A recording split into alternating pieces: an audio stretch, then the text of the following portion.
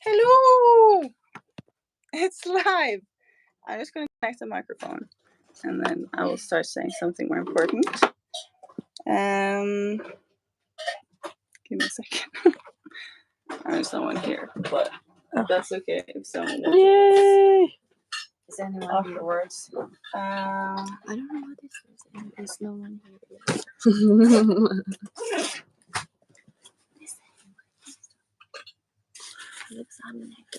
I have gloves. What's this? Yeah, I don't know what it is. It says we're waiting for the people we're inviting to live together, but we didn't. Oh, you guys from the Oh, yo, it's Beth. Yes, our biggest fan. Hello. So we are live in here from Solomon Islands. We're in Roderick Bay. We are about to leave, and we're going to take you with us on the entire trip, from prepping the boat and sailing for 24 hours. Hopefully, we can stay online for that entire time. Of course, we're not. You never know when you're out sailing, but we will try our best. So this is our crew. Yay! We were a little bit rushed this morning because suddenly got a house call. He had to go over to one of the other boats.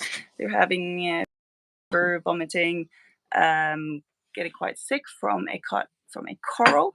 So we were running a little bit around, and things were a bit hectic. But anyway, we are here now, and we're gonna take you with us. The first thing we are gonna do is to prep the boat. We have gotten a lot of new fruits and vegetables that we need to just rinse off before taking it with us. It might be some bugs in it. It might also was left in plastic bags for a little bit too long, so it's starting to sweat a bit. So we're rinsing that off. We are cleaning up the boat. That's what we were starting with here. I'm going to flip the camera so you can see what's happening. So we need to get everything clean and tidy before we... What happened if I switched this? Before we leave, because when we sail, things might go flying around. Tim Tam? Yes. Sorry, this phone is in Chinese and I don't understand anything. What does it say? Unlocked it. Okay, just unlocked it. My way is locked. You want to turn, right? Well, I want it because it's better, but it's alright. Okay, sorry about that. Okay, that's a little larva that we need to check first. First victim. We need to wash all this fruit and veg, Tommy. You can do it or not. Alright.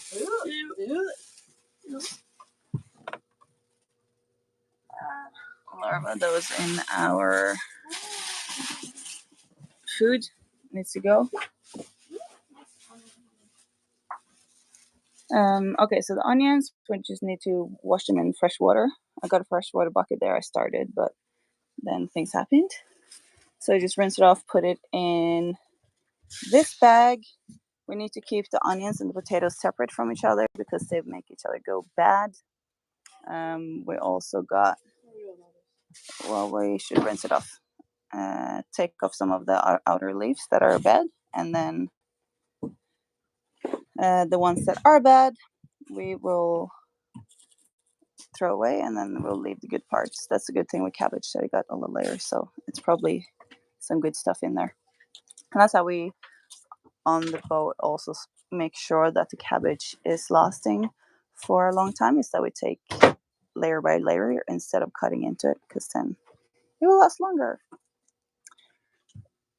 Here's Gaston Gerard, as you might know him as, because that's his real name. What are you doing? Helping clean up, maybe, or maybe going back to bed. I haven't decided. I reckon you should help cleaning up. This wouldn't be girl power. What has that to do with anything? All right. Let me... And here is also a mess. We went ashore. Okay, a little shout out to Roderick Bay right here. It's really good. It's exactly Peb. It's Captain's orders, Gerard. Help clean up from Peb. A shout out to Roderick Bay. If anyone is sailing in the Solomons, you should 1000% go here. John, that runs the place, went above and beyond for every single yachty that comes in here. It's been absolutely ridiculous. So, like, okay, this looks like a little bit of trash at the moment, but he came in with this coconut with fresh flowers built on this like beautiful straw thingy. He brought us a bouquet of flowers. Yesterday we went on shore and he had made this dinner for all the yachties. It was absolutely beautiful to put on a show with music and dancing, and it was just too good. Too good. How's the cabbage revival going? But I think, except this, should I cut that off? Yeah, we can do that. Perfect. So if we get like mold on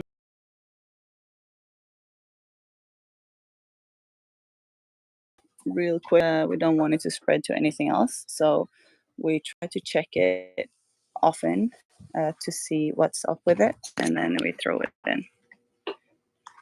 Also, I would mention if you guys, so we're in a run for the Cruiser Awards, and we would absolutely love it if you guys would be able to vote for us in the awards.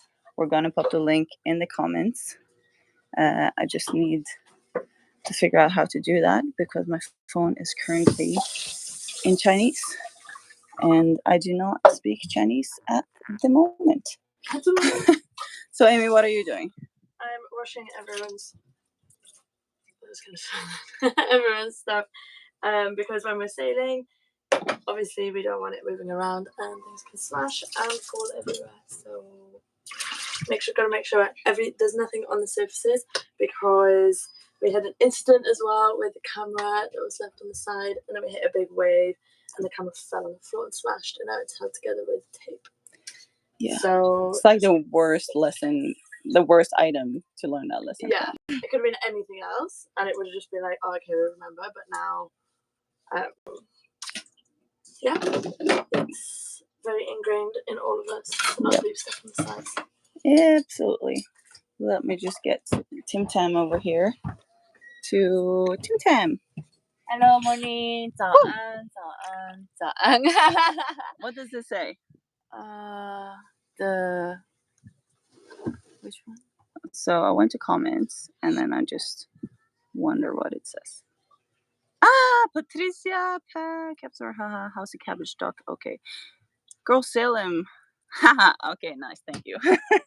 Oh, you got my vote. Thank you, Pop. Appreciate it so much. So Salem, we got a message from crap. It was something purple and it disappeared again. Damn it, Tammy. What? Oh, it disappeared. Which one is it? That one. Purple Heart Homes. Ah! He said, "Go Salem." Hey, Dad. I'm assuming it's my dad. Oh, what is this? And then Kwan Bukla. Yes. Purple Heart said that's from Dad. What is it? That's from Dad. Yeah. Well, thank you, Dad. All right, cool. So fixing some cabbage. Perfect. Gaston is in the dinghy. Prepping that. We have to hoist that up from the water and put it on this dinghy platform before we leave. We have had some problems with it. We just had to refix it.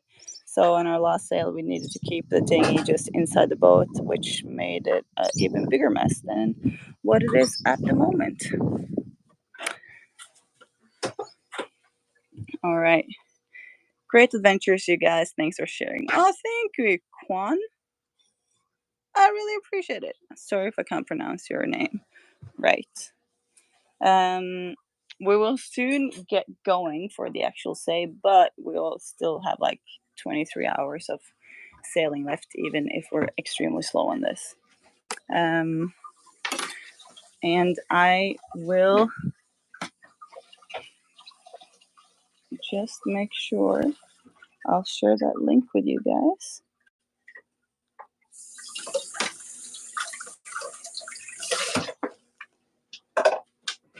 We'll do a thing to Virginia. What is all this going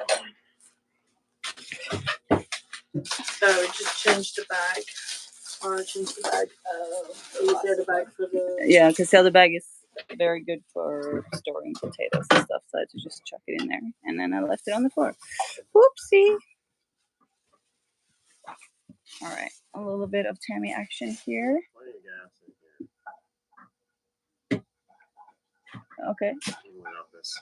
Yeah. I don't know either. He's not.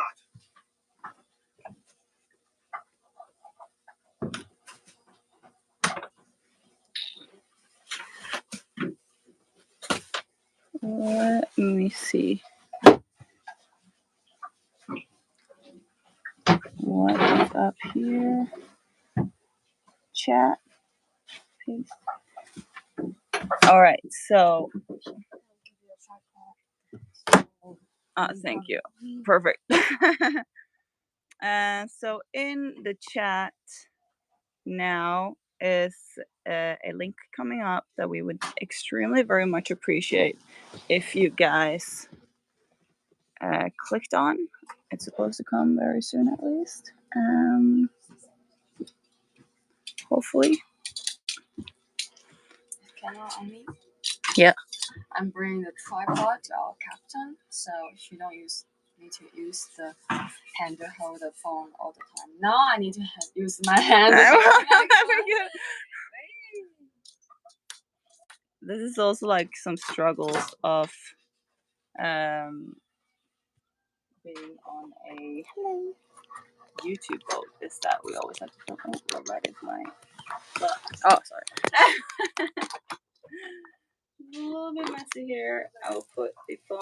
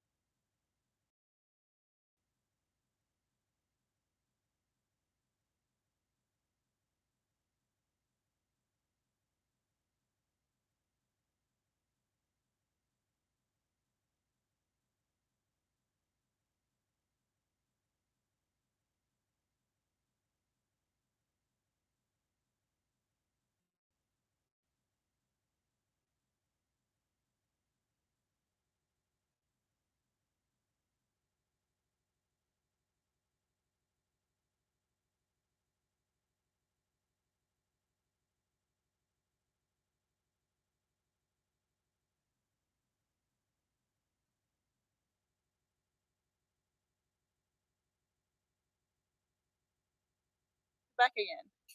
Can someone check if the audio is back? Por favor. Or if it's still gone. Hello, hello, hello, hello, hello, hello, hello, hello. An hour, a little bit after. Oh, you're back. Haha, perfect. Thank you. All right. So. The vote is super easy. You just need to type in your email and then confirm from email. That's it. You don't need to do a lot of stuff, log in or create account. No need. Just email, confirm, done. Okay, Tammy.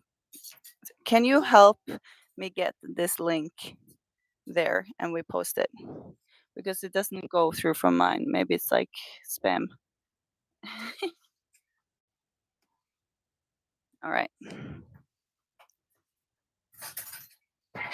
So, yeah. So before we start the sail, as we are about to do, we just have to make the boat ready to go, and that is what we are currently doing. And today is a bigger job than normal because we made a massive mess here yesterday, and we just need to get all of that ready and cleaned up before heading out. And in the middle of it, we are trying to figure out this live because we never done that before. But we are trying.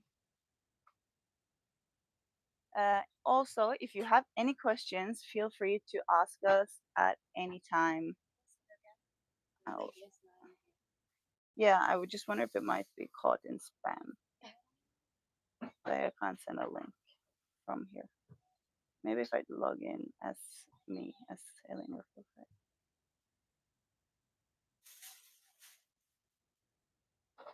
Live. Which ones? Yeah. Oh yeah, that looks bad. Yeah, those are gone. Ask Doc to spend some more money on a good mic. Well. Okay. Yay. So I texted this link now where you can vote for us and pin message. Okay, I should do that differently. Please.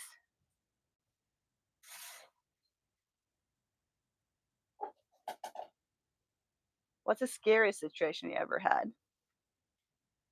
Link is here. Huh, thank you. So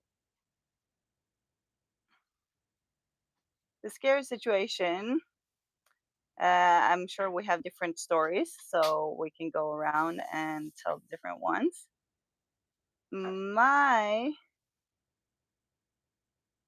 Okay, now it should be pinned on top. Okay, sorry about that. So my scariest story, as I have been sailing, might be when we were sailing from the Galapagos. We're going to cross the Pacific, and then we see this boat in the distance that's suddenly starting to come towards us in a very strange pattern and like very directly towards us. It's like one bigger boat with a lot of smaller boats behind it. Typical for what it would look like if someone would board you. And this boat is like coming towards us like this, and we're going into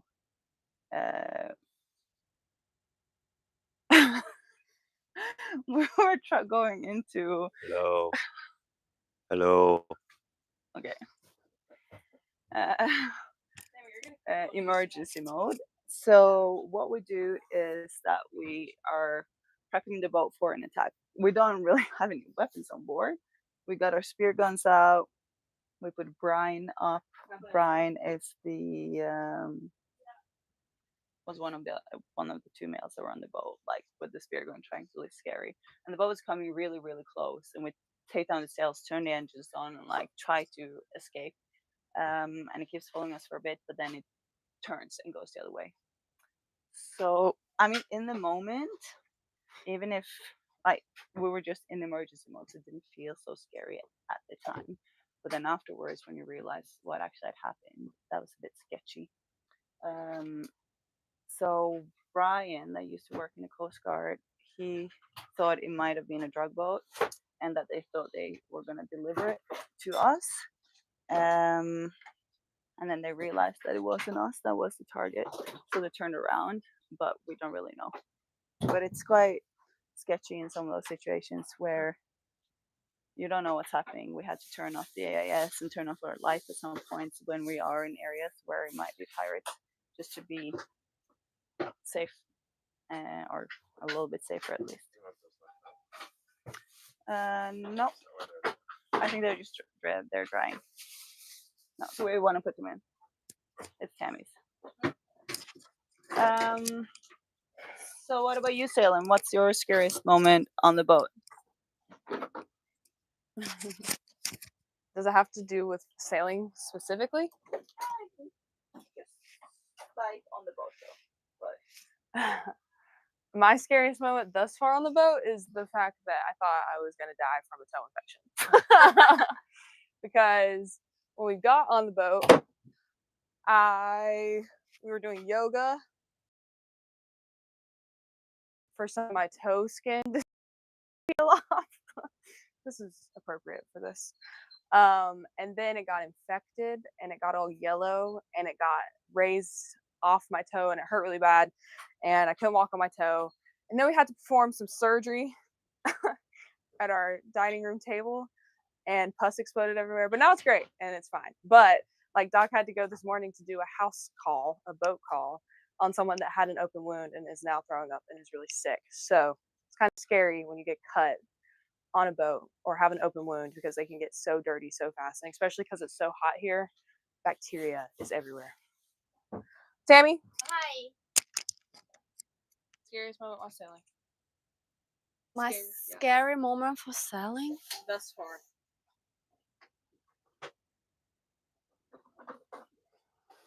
So hard. I don't have a scary moment for sailing though. What's something that made you nervous? What something make me nervous is when I'm nervous I cannot hear everyone's talking in English because I speak Chinese, and when you are nervous sometimes your brain will turn into autopilot mode. Autopilot mode that I can only understand the Chinese, and I need to pay more attention to listen what is the correctly order and to do the next steps.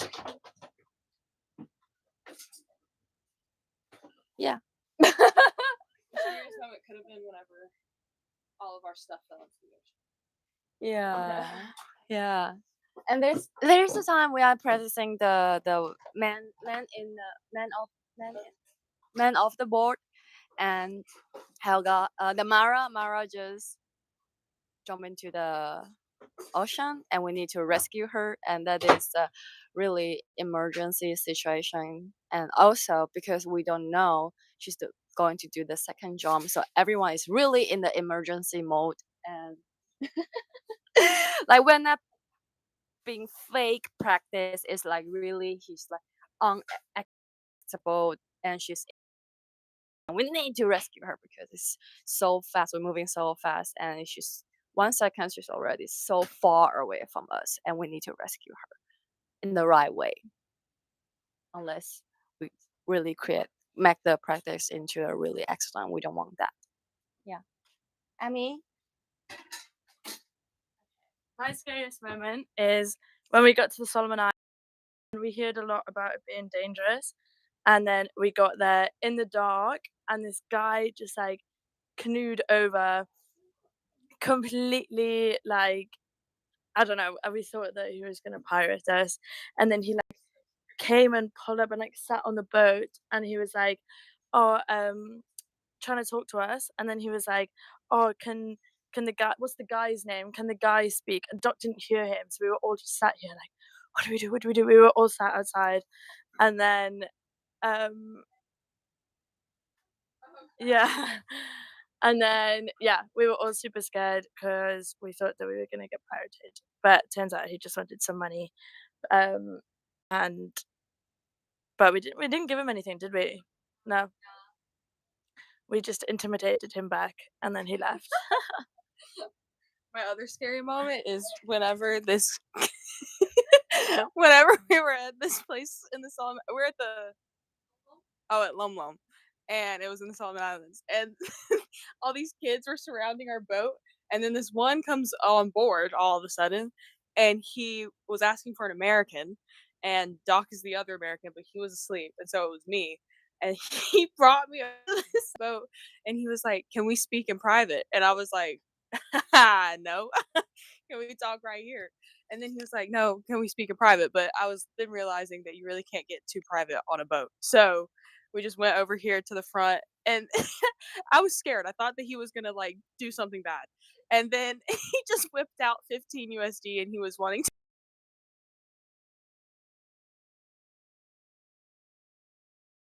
follow me because I didn't know it was going to happen. All right, so we're finally done cleaning our ish. So our next part is to check engine oil. So Amy here is checking engine oil, and we'll get Doc's scariest story after that. Okay, so It's the same as mine.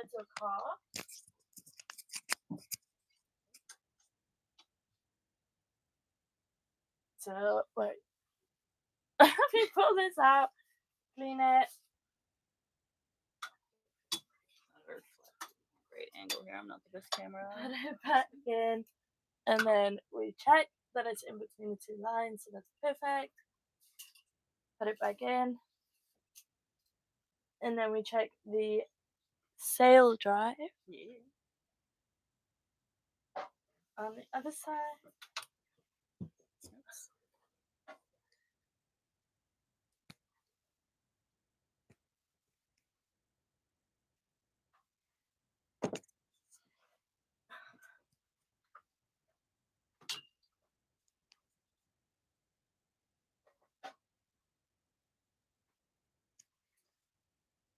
Again, wipes in the car.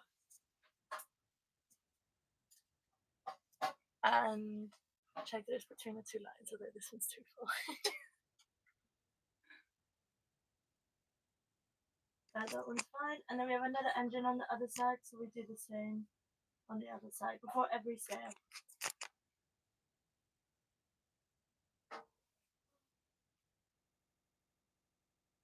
Yeah, so we do this before every single sail, because if our oil runs low, it can break the engine, and it's very expensive and risky, and we don't want that to happen in the middle of nowhere. So we always check this, even if we sail.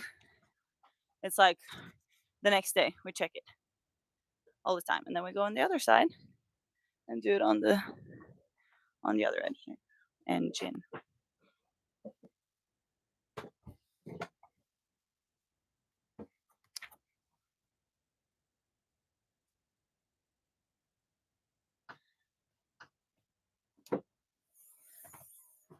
here's the other one.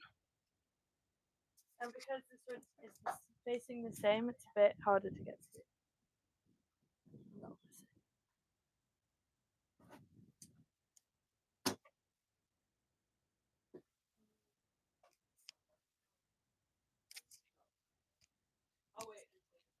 I'll come. So as that's happening, this guy's standing here doing nothing. We'll go up because Salem is gonna prep the sail. And what does prepping the sail mean?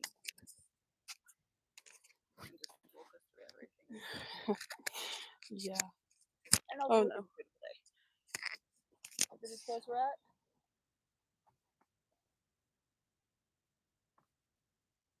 So, the technical definition of prepping the sail, I do not know. But we prep the sail just so it's already ready to be hoisted up whenever we'll probably take it out when we're out of this little area because there's other boats around and we're on some coral. Sometimes we can pull the mainsail up while we're still stationary. But in this instance, we have boats all around us and land very close, so we'll drift really fast if we try to do that. So basically, we'll unzip the sail bag, take all the ropes out, make sure they're good, and then we'll pull the sail up just until this little hooky thing hooks on this hook, and then we'll be pretty much good to go until we start moving.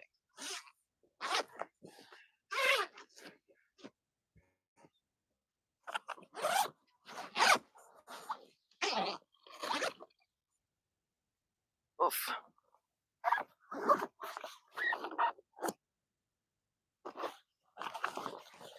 Beautiful.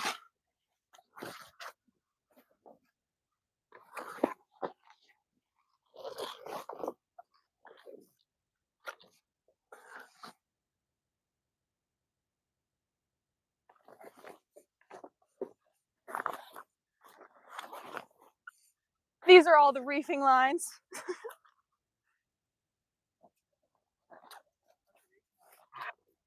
I knew you were going to ask that follow-up question. The reefing lines are what, when we have too much wind, they make the sail shorter, right? They just pinch it, kind of.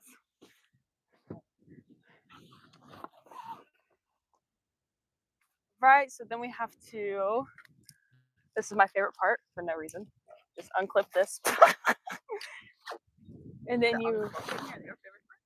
and then you undo this, which loosens the main halyard line. Make sure all this is fine and dandy.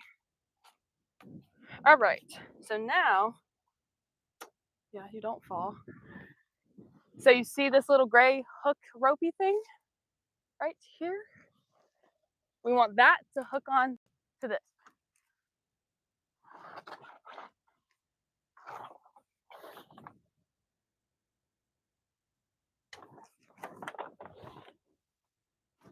Good. There we go. And now she's prepped.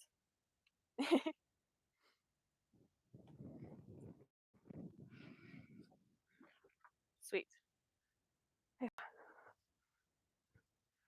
Now we just have to figure out, our anchoring situation is a wee bit different than normal because we have a rope that's hooked up to that tree over there. Very good, you remember. So we have to figure that out next. Pick up the slack. Yeah, yeah. Also, Yeah. we have one reef in, so we can take it out. Sweet.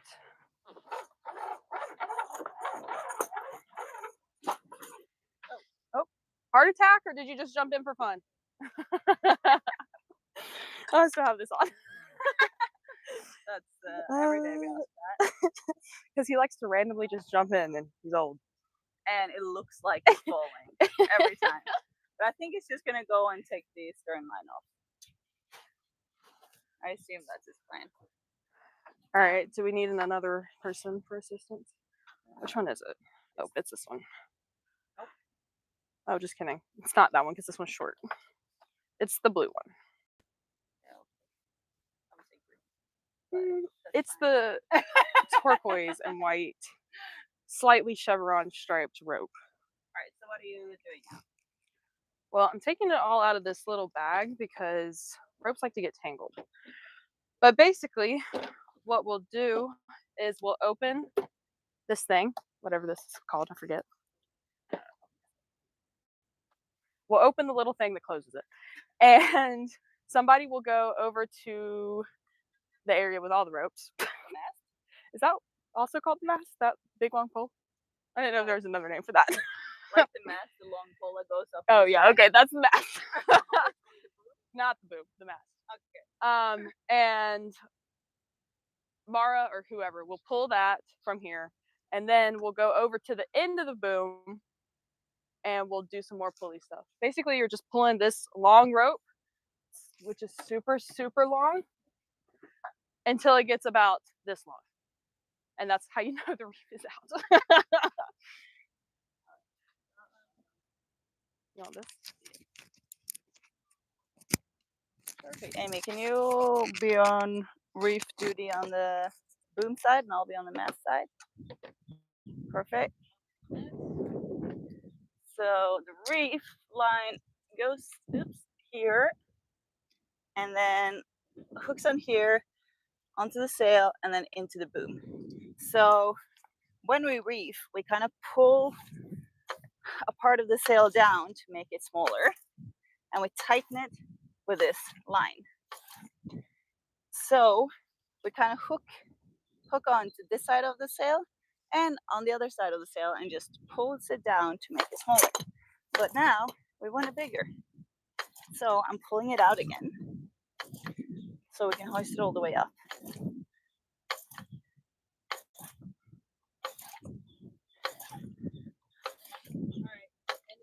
All right. Amy, are you? Is it stuck? Oops.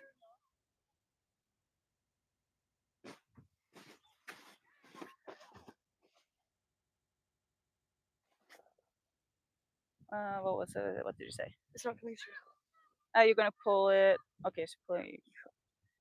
Is it okay? Sorry, I can't speak. Can you hold this? Yeah.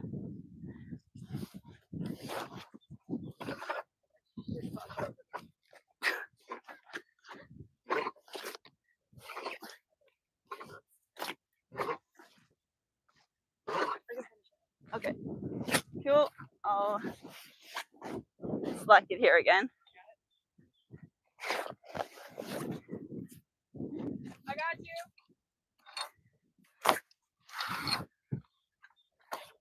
Let's make it easier to pull it. A little bit of friction on every. Not just pulling it through.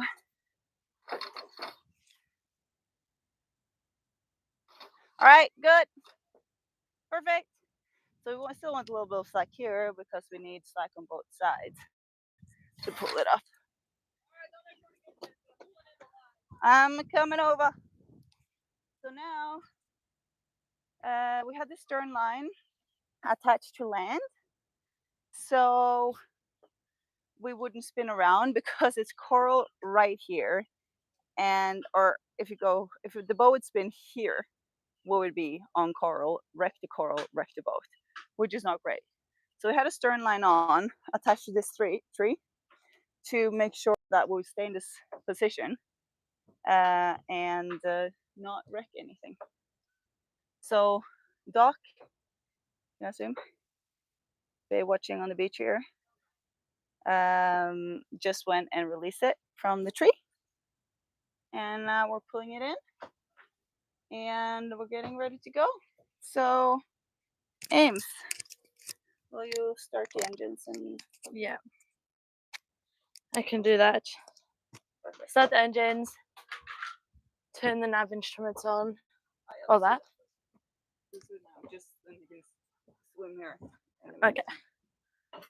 So inside here we have all of these buttons. I don't know what most of them mean, but I know the navigation instruments, that's to turn the Garmin and stuff on, which use a lot of electricity, so we turn them off when we don't need them. And that's it. We have one light on. Oh, we don't turn the mooring light off. Yeah, and navigation lights on. The power? Oh, no, not the power. Yeah. Okay. Perfect. I mean, they're not going to see them during the day, but in case we forget it when it gets dark. And the iridium, so you can all track where we're going. Because I know my family tried and said it doesn't work, but it does. So there we go. And let's also check the radio. Okay, so we got to check. We're not on channel 16. You can change on this one? Yeah. So we have been on channel 69 with all the other boats in this area, but international law dictates that you should have channel 16. Do we scan? No, we just turn the wheel. Oh. I just have to turn it for a long time until we get there. Yeah, so there's channel 16 every listening duty. I don't know what it's called in English, but you have to listen into it. It's also interesting because you also have what's it called when you're not allowed to tell anyone what you hear. Oh, like confidentiality? Yeah, if you hear something, you're not allowed to tell anyone about it, which is quite interesting. Yeah. But everyone listens to it. So yeah. Okay. But still, maybe you're in the middle of the deal. I don't know. You're not supposed to. So we always have it on 16 when we're sailing, and then you have some channels that you can chat on. So if you maybe want to talk about some radio rules. Yeah. So I don't know, but now I'm just thinking about it that on my night shift I'm just gonna tell all my secrets to the abyss, and they can't tell anyone. So there's no chit chat. You state your boat's name, the boat name you're trying to contact. Yeah, that's alright. I felt like we were drifting on some reefs. So I was like, what's happening? But keep going. I don't know any other rules. Okay. And stay on channel 16, I guess. I don't know. All right. We'll get back to that. Okay. Because apparently I don't know how to go here.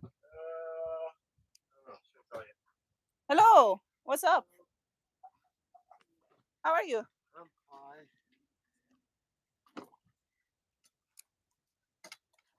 What are you up to? Did we not write in the book? Yeah. Oh no. We forgot about it yesterday. Yeah. So these are just some of the people from the village. So is it in this one? Yeah. Mm-hmm.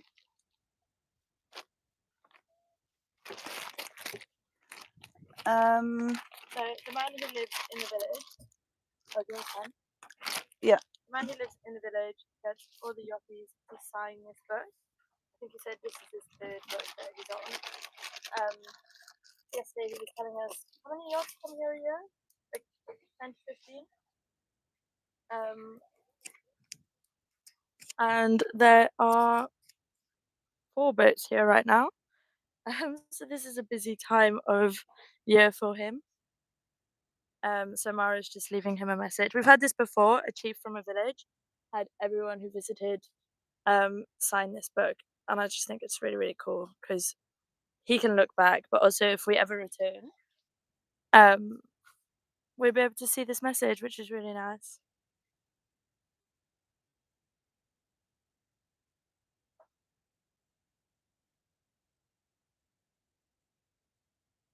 Say hi.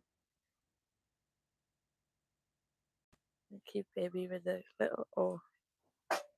We've seen these boats a lot in the Solomon Islands, but Doc tried to what's it called? Row the other day, and he said they're super difficult to keep your balance. So, but obviously they learn from a very young age.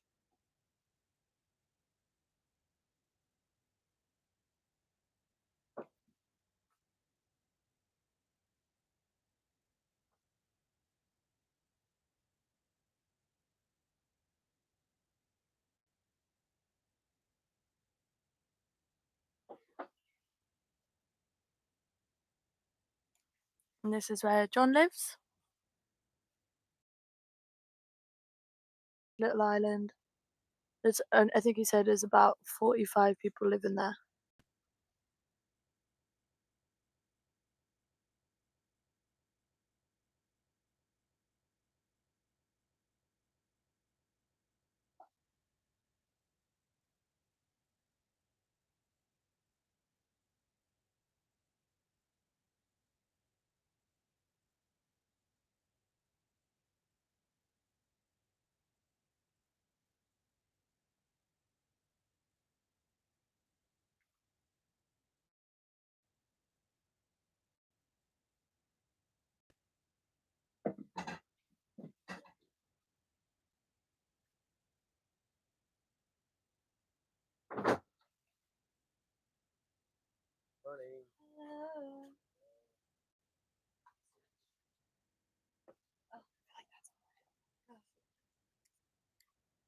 So Doc does these stretches every morning, and I mean, good for him, but we think it's kind of funny. So, look. Ah, dang it! Are you kidding? He does the same routine every single day, and now he's done. Like 3 minutes, so you have to time it. Yeah, it is literally a 2-second routine.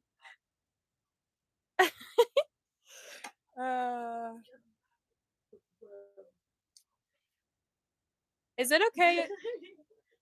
Is it okay if I leave this rope out to dry out because it's like soaking wet? Okay. Smart thinking.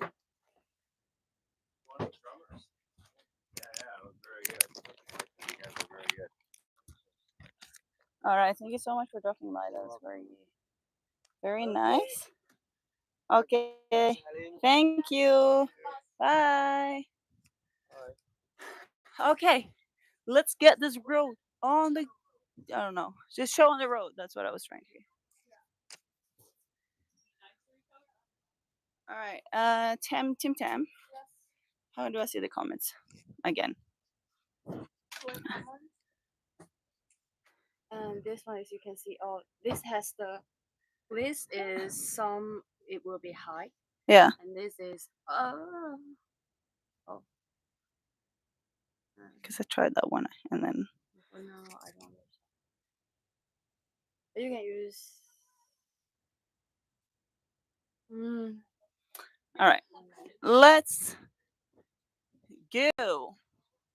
Okay, so I don't know any other rules. Okay, let's just. Okay, right. So the thing was left on last night. So look, so this is where our navigation was left on. And normally we leave it on for a little bit to check we're anchored, but this is now been on all night. So because since the coral is there, we just wanted to keep yeah, very track of it. So that's where we've been in the past 24 hours. So anyway, so now I'm gonna turn on the starboard engine, and I'm gonna ask Tim. Oh no, Doc's there. To we right there. check if there's water coming out. Yep. We always check that there's water coming out. That will cool the engine down, because if there's not, then we can't use it. There's a problem.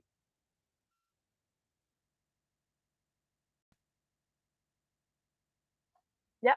So both the engines are fine. Then we're gonna get ready to take the anchor up. And yeah. All right, so come with me. So we will take the anchor up. We don't have too much anchor chain out today because of the situation with the coral, but if we anchor further out, it's too deep. So we will take it up, and Amy will make sure we are not drifting onto the coral. Amy, make sure we don't drift onto the coral when we take the anchor off the ground.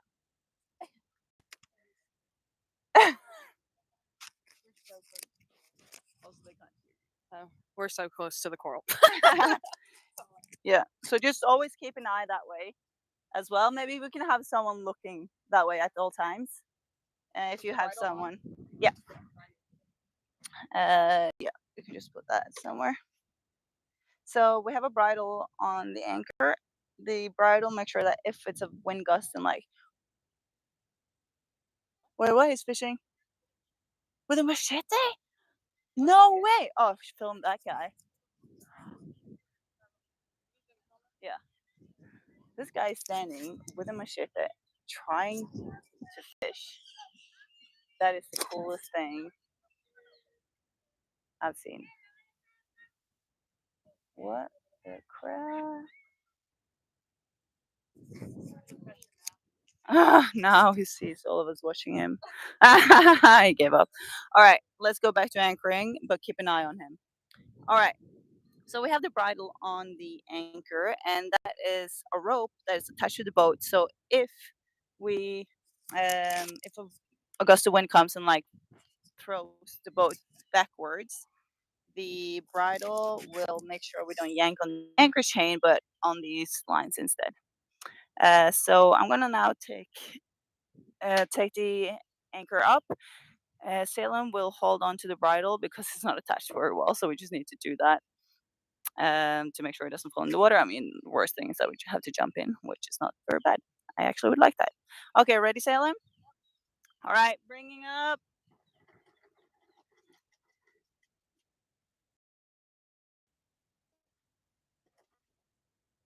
What we also have to do at the same time is to, I'm gonna touch this microphone, to show the person at the helm where the anchor chain is. So they can drive forward so we don't pull on use the windlass to like pull the boat towards the anchor. That should use the engines to drive us forward. Can we get a little bit forward action?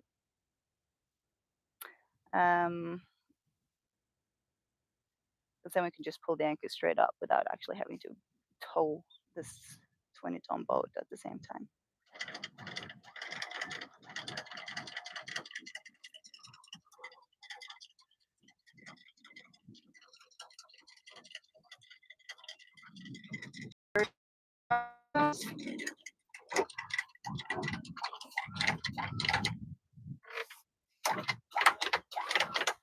All right, here the bridle. This bridle, I will.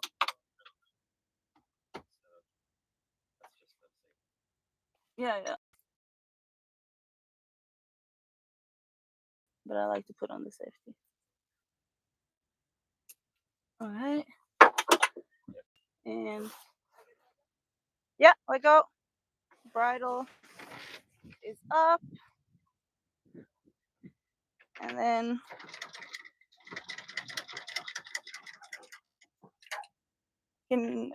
sorry, I forgot about it. And now when we pull the chain up, it's like castling up, and it might just touch the top of the windlass and get stuck. So sailing just has to push it down. All right, going up.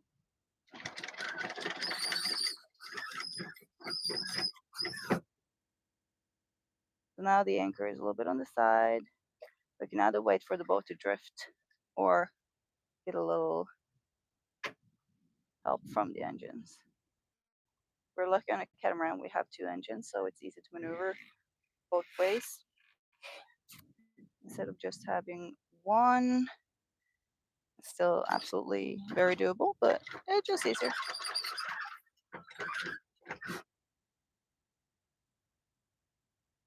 So now I was diving on the anchor and it's a little bit stuck under a rock. So it's a possibility that we have to kind of just drive over a bit to kind of release it from under, but we'll see. Can you go a little bit forward?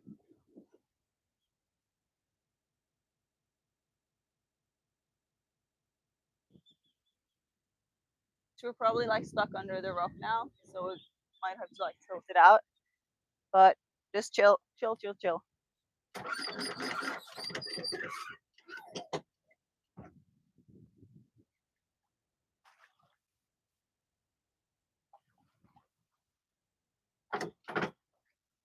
Okay, give us a little forward.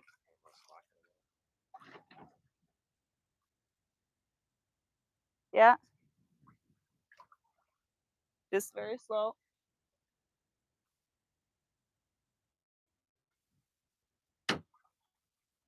Now it's, let's see. Nope, still a bit stuck.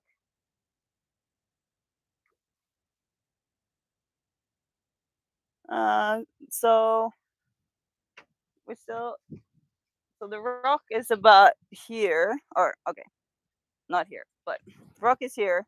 Anchor is on that side of the rock, and now we're spinning here. So now we're coming on the other side, or like on the side of the rock. But that might also help. Who knows? Depends how it's stuck. But we try to,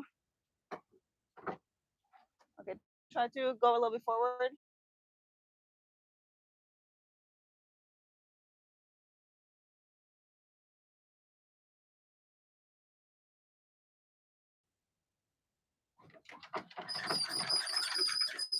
Release!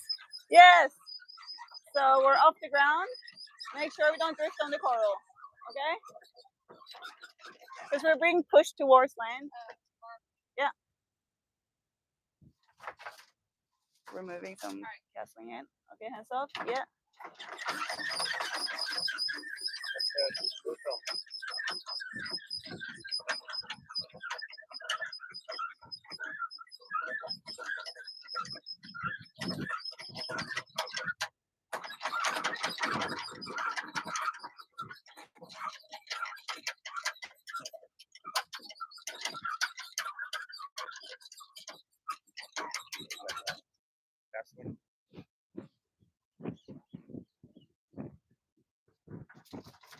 Yeah. Keep an eye, Tammy. If you now can watch that boat instead. Okay.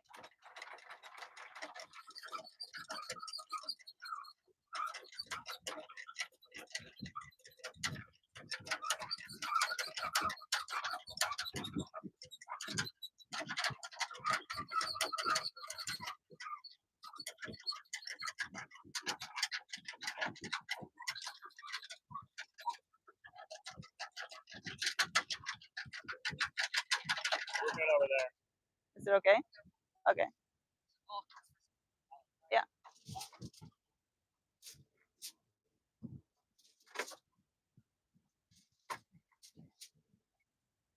Okay. Last. Now it's just like 10 feet. Here the anchor comes.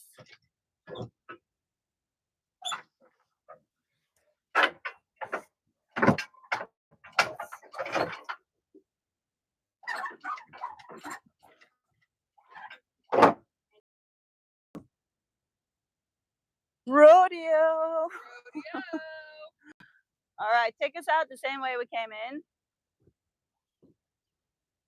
I don't know if you want to get this. You want to get. All right. So then, Salem also put on a little safety here, and just in case something happens and the anchor starts to drop, we have a little safety on. No. All right, and off we go. Let's go and wave to some people.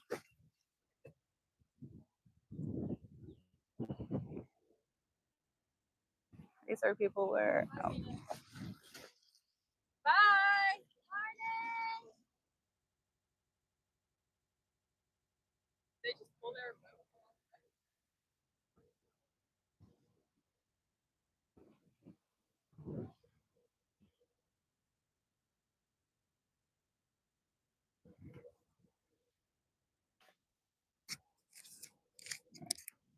So just tell us a little bit what you're thinking.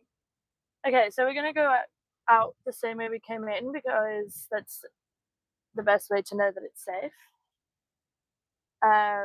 So we are heading out this way. There's a lot of drift though. And I actually don't know where we're going. So we're gonna follow our track out. Okay, I'll just follow the track and then.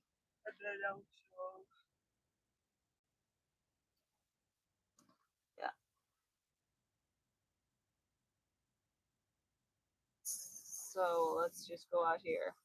Oh, that way. Okay. Yeah. And then go up here.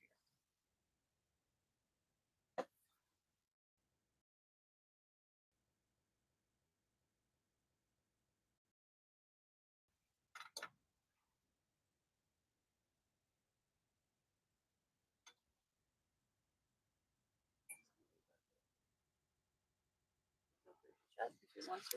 Okay. I can just look at the back of my head. If my family is still watching, then this is proving that I can actually drive.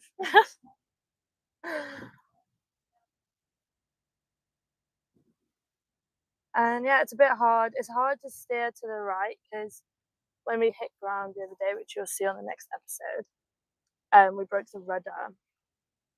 So it's a lot harder to turn to the right because you're fighting where it was broken. It's like scraping on the bottom of the boat.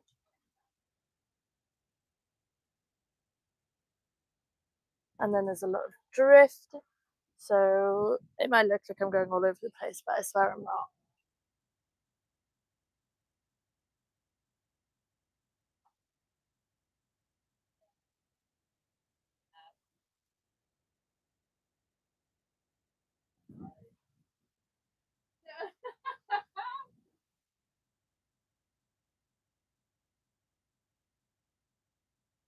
Do we feel it's a dolphin day today?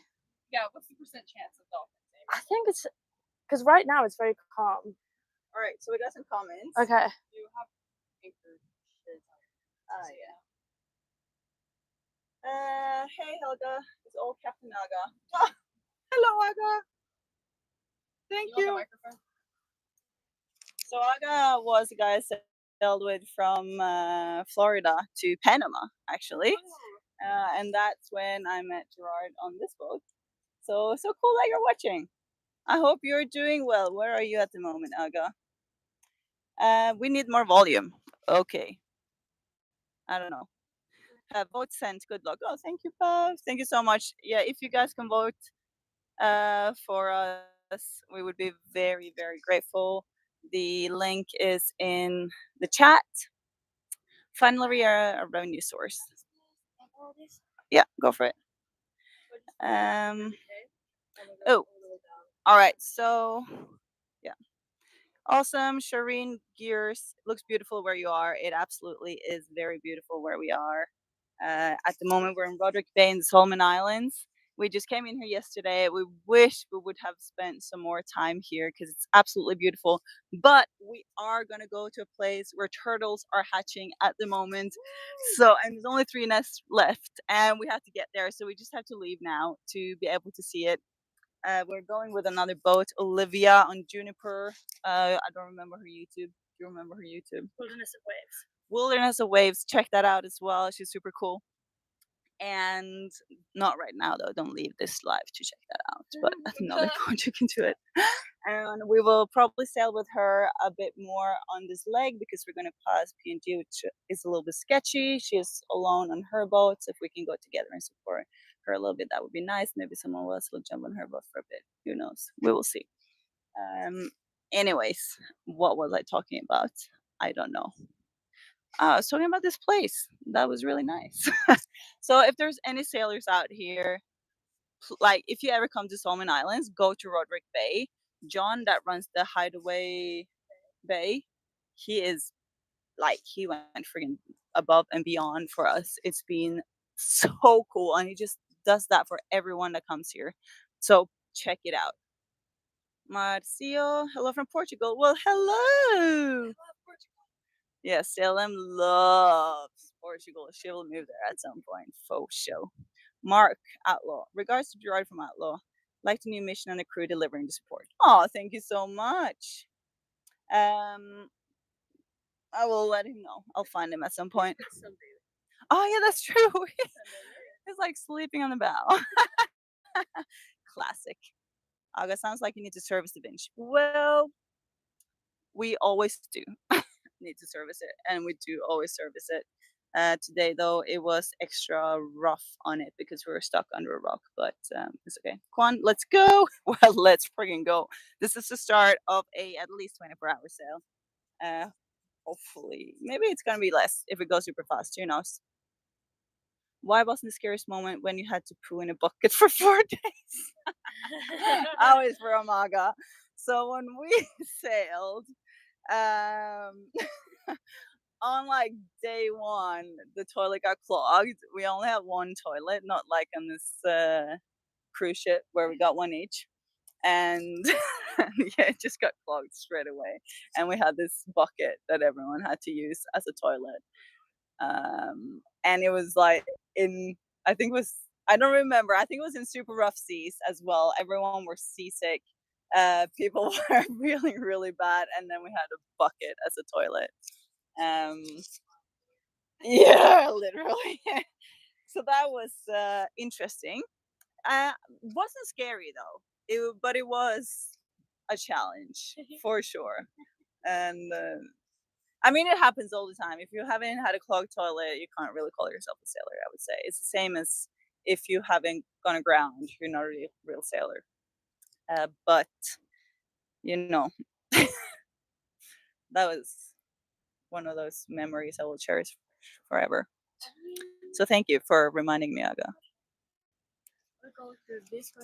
No, so we're going to go follow the track out. Yeah. And then just because here it's a lot of stuff we can crash into, so we'll just go this way, and it's about the same distance.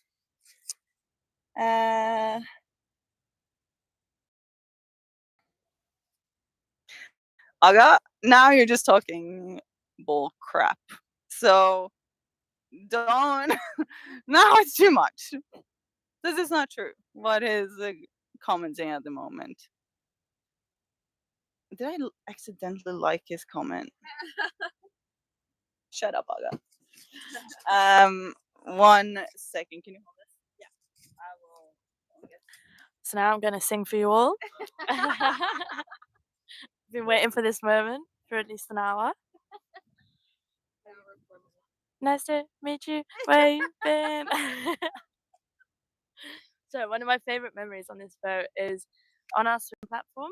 Basically, in the previous place, we had like 400 canoes. You know, like the canoe this morning, there was so many, and there were so many children.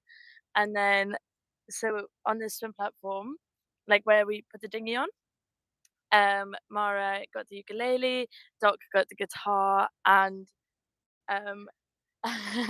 Salem said there were the lyrics, and Tammy flew the drone, and then I got in the dinghy, and I was in amongst the crowd, and they played Blank Space, and not a single person knew any lyrics other than us. Um, so yeah, that was an experience for sure, and it was just very interesting to be singing Blank Space and surrounded by so many people who didn't know a single word. So yeah. Anyway, Anyway, thank you for that. So I will just tell you a little bit about where we're going and what we're doing. So we are here at the moment. This is Honiara, the capital of Solomon Islands, Guadalcanal. We're on Roderick Bay here, on this island, Mbukunumbeta Island, or maybe that's this one. I don't know. Anyway, we are first navigating out here through this channel.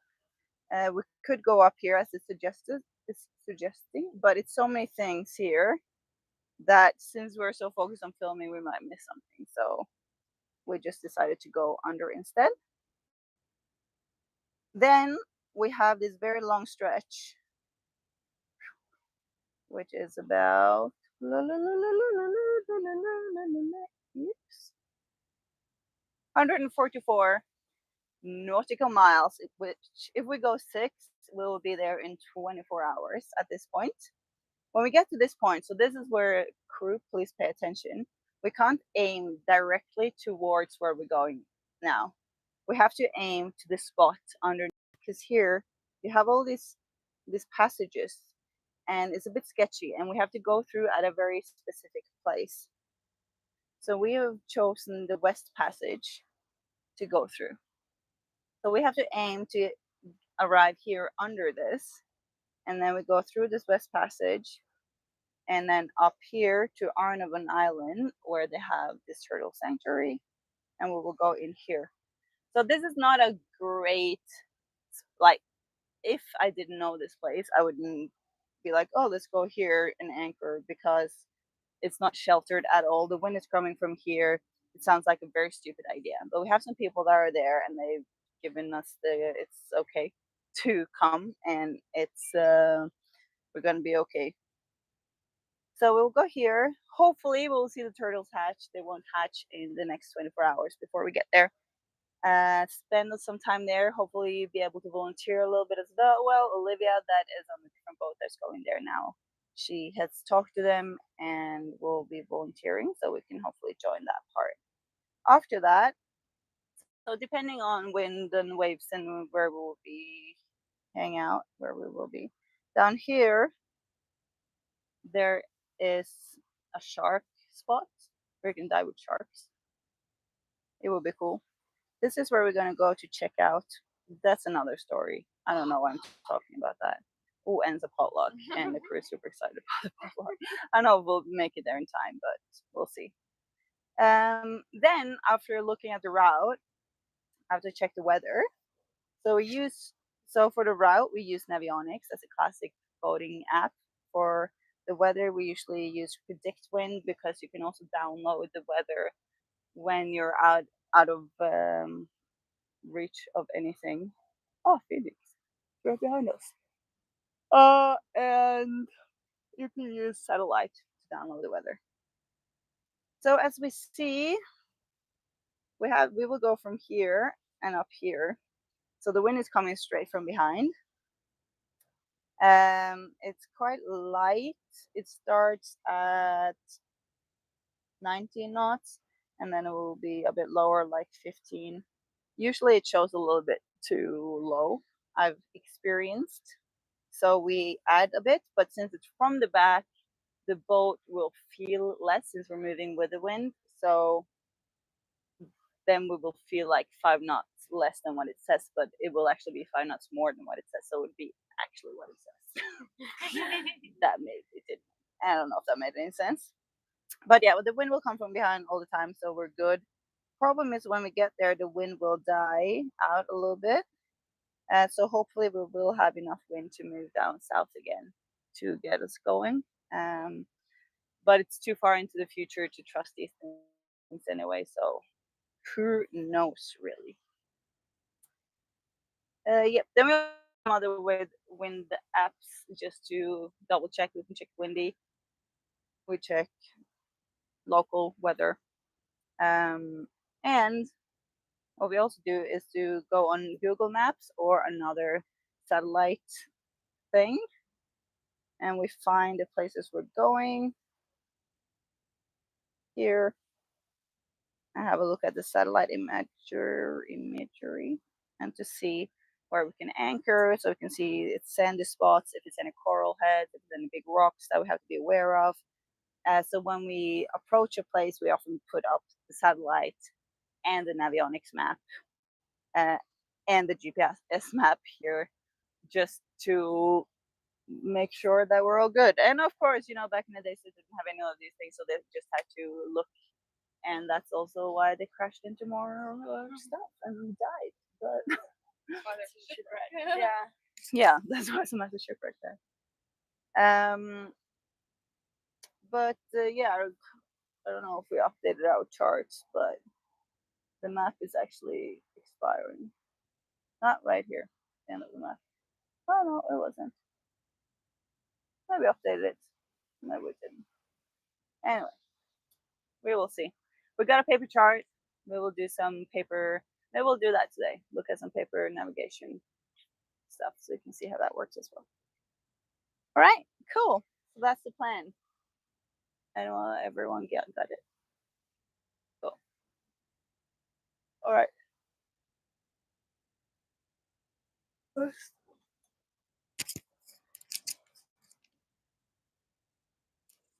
you need anything?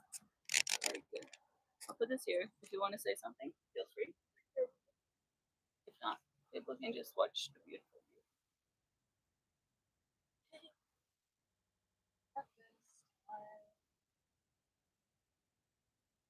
Let's go. Safe travels from travel. Thank you. I think the route you're going to take is super interesting. Cool, Martha. Thank you for sharing that. What's the food you miss the most? Hapa. I miss hapa.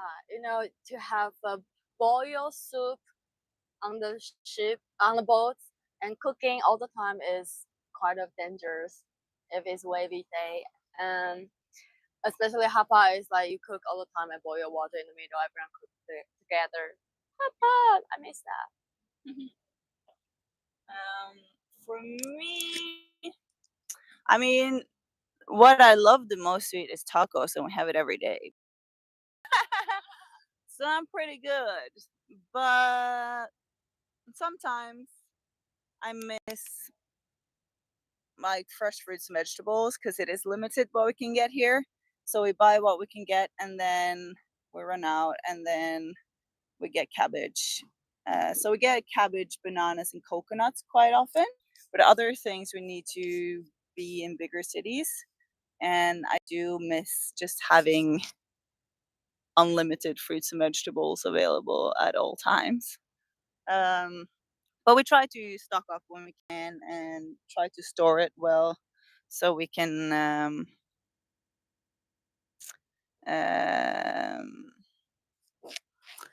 oh, I forgot. Oh yeah, we try to store it. We know what will go bad first, what needs to be in the fridge, what can be outside, and then we try to, as we get room in the fridge, move things into the fridge that will last longer. Something happened. Emergency. So classic. I mean, it's extremely still water, so I don't really know. I mean, usually you can blame the waves. Yeah. It's like when we did the Pacific, I remember Brian every single time he was cooking something. It's like, oh no, oh, so much sugar came into this thing. Oops. And yeah, I'm blaming the waves. But also, I didn't know whether to have coffee-based breakfast or fruit-based breakfast. There's big decisions here every morning. And I feel like that's just made my decision. Oh no, it's still a day. I'm going to continue with this, and then I'm going to have some food. So what are you making? So Mara was it the coffee from this morning? It was yesterday. Oh, I made coffee yesterday. And there was still some in the refrigerator. Yeah. So I had that, some creamy vanilla protein powder in there, some milk, almond milk, and ice, and then blend it all up. And then if I were to have fruit, then I would have some of this fresh papaya, pawpaw. Yeah. Passion fruit. We've got fresh passion fruit, banana. I'm just convincing myself actually to have the other one. But I'll continue with this. You can have two. I'm gonna have two. No, I'm gonna make one later. Okay. I'm also gonna have two. Okay. Well, there we go then. Problem solved. I also got a question. What food do you miss the most? I miss going out and not having to cook or do dishes. So although we only cook once every 4 days, like because we rotate, but I miss going out for food. I also miss actually because we don't use the oven because obviously it uses so much gas. We've got a slow, what's it called, air fryer. Celine's cutting the pineapple, so that's also gonna go in my smoothie. But yeah, I miss having oven food. Like enchiladas. What food do you miss? This is a fun game, passing us around. What food do I miss? I feel like I don't necessarily miss a certain food until we don't have it. Like I miss having fresh food whenever we don't have access to fresh food. Like on the last stint before we got to the capital where we could reprovision, we didn't have any fresh food, and so we were just eating stuff out of cans, which got kind of annoying. But I miss being able to drink a coffee like from a restaurant or from a cafe. But I do love having exotic fruits that aren't as easy to find. Like this is passion fruit that I'm very excited about. Are you looking for? I just things that fell behind. Oh. And this pineapple is about to be so good. It's very yellow.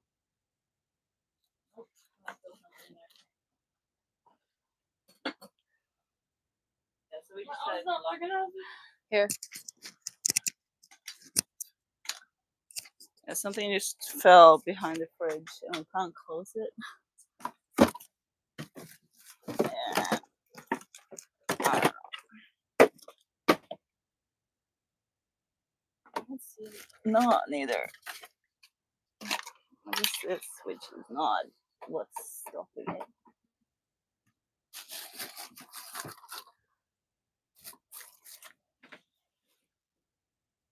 Looks like it's on that side for some reason. We just have to go straight down here. No. Anything on your side? No. What the crap?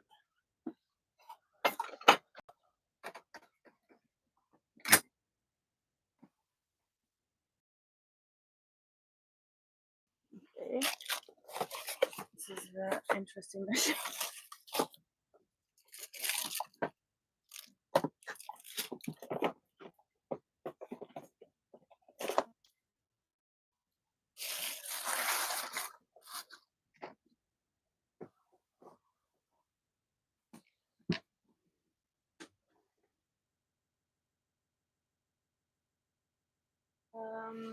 Okay. We need to take this entire thing out. Okay. Oh wait, I can see it. Oh yeah? Yeah. Oh yeah. Okay. Okay, I can still see it. So yeah, that. Yeah, you got it. Oh, was so easy. yes! So Follow me. Okay. All right. Well, that was interesting. Sorry. Okay, I got my 4. Okay, question. How long does it take for you to miss land life? Wait, I'll put it on now. How long does it take? Yeah, like when you go out sailing. Oh, like when we're on a sail, when am I craving to be on land again? It's a good question. I feel like it depends. If Mara is to tell us like, hey, we're doing a week-long sail, then you prepare yourself mentally for it to be a week on a boat and not being on land. So then that's what you're looking forward to, I guess, after that is stepping foot on land. This is a hard question. Yeah. I don't know. I feel like on these shorter stints where we only sail for like 24 hours or less, I don't really miss land all that much because we're on it. I don't know. That's a tough one. Yeah. Yeah, I think it's very like what you're expecting. So I usually try to say that it will take longer than it does. Add a little bit. Still on our secrets. Because it might. Because our estimations is if we go 6, and we did definitely not go 6 all the time. So I do pretend like we're gonna go slower. And use that estimate, and then add another day on the longer sails. But then again, we might go slower because the wind bashed against us and things happen, and you never expect it. So it's so hard to give a real estimate of anything. I can just like, oh, it's a day sail. It's gonna take us a week. That's making sense. I know. I can't speak right now. Okay, but when do I miss land life? So I did the Pacific crossing, which was 3 weeks, and I didn't want it to end. So when I'll just go outside. You can watch the view. When I did cross, we were actually faster than our best predictions. We just got in right like a couple hours before it had been 3 weeks, and we start to get to French Polynesia, and we see this land bird, and I was like, whoa, it's a land bird.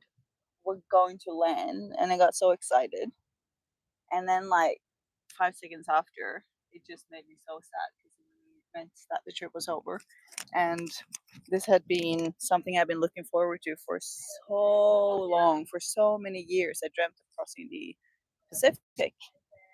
So to realize that it was over was so sad because it was also such a great trip. We were very well prepared. We knew how to take care of our mental health. We were very aware of the struggles that we would face.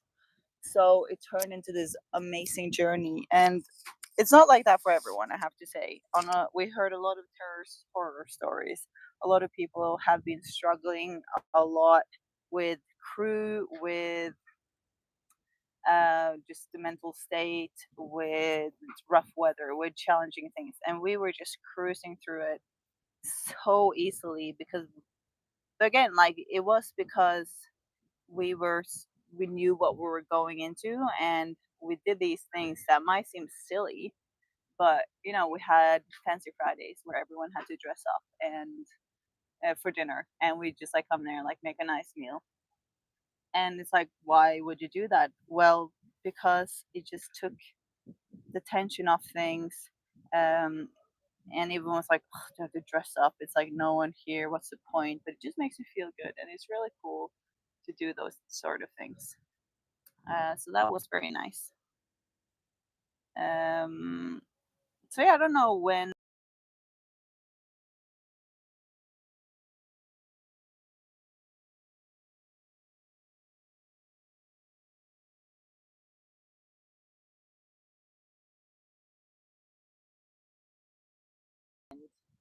stable ground. Like when we go sailing, do you ever we're like, oh, I wish we were on land, or have it happened yet? Um, when we are during a very wavy weather and I really want to do some workout, or when I'm missing the feeling running on the land, because you cannot run on the boat. So that will be the moment I miss on the land. But for now, like living on the boat, to have the fresh air all the time is really good.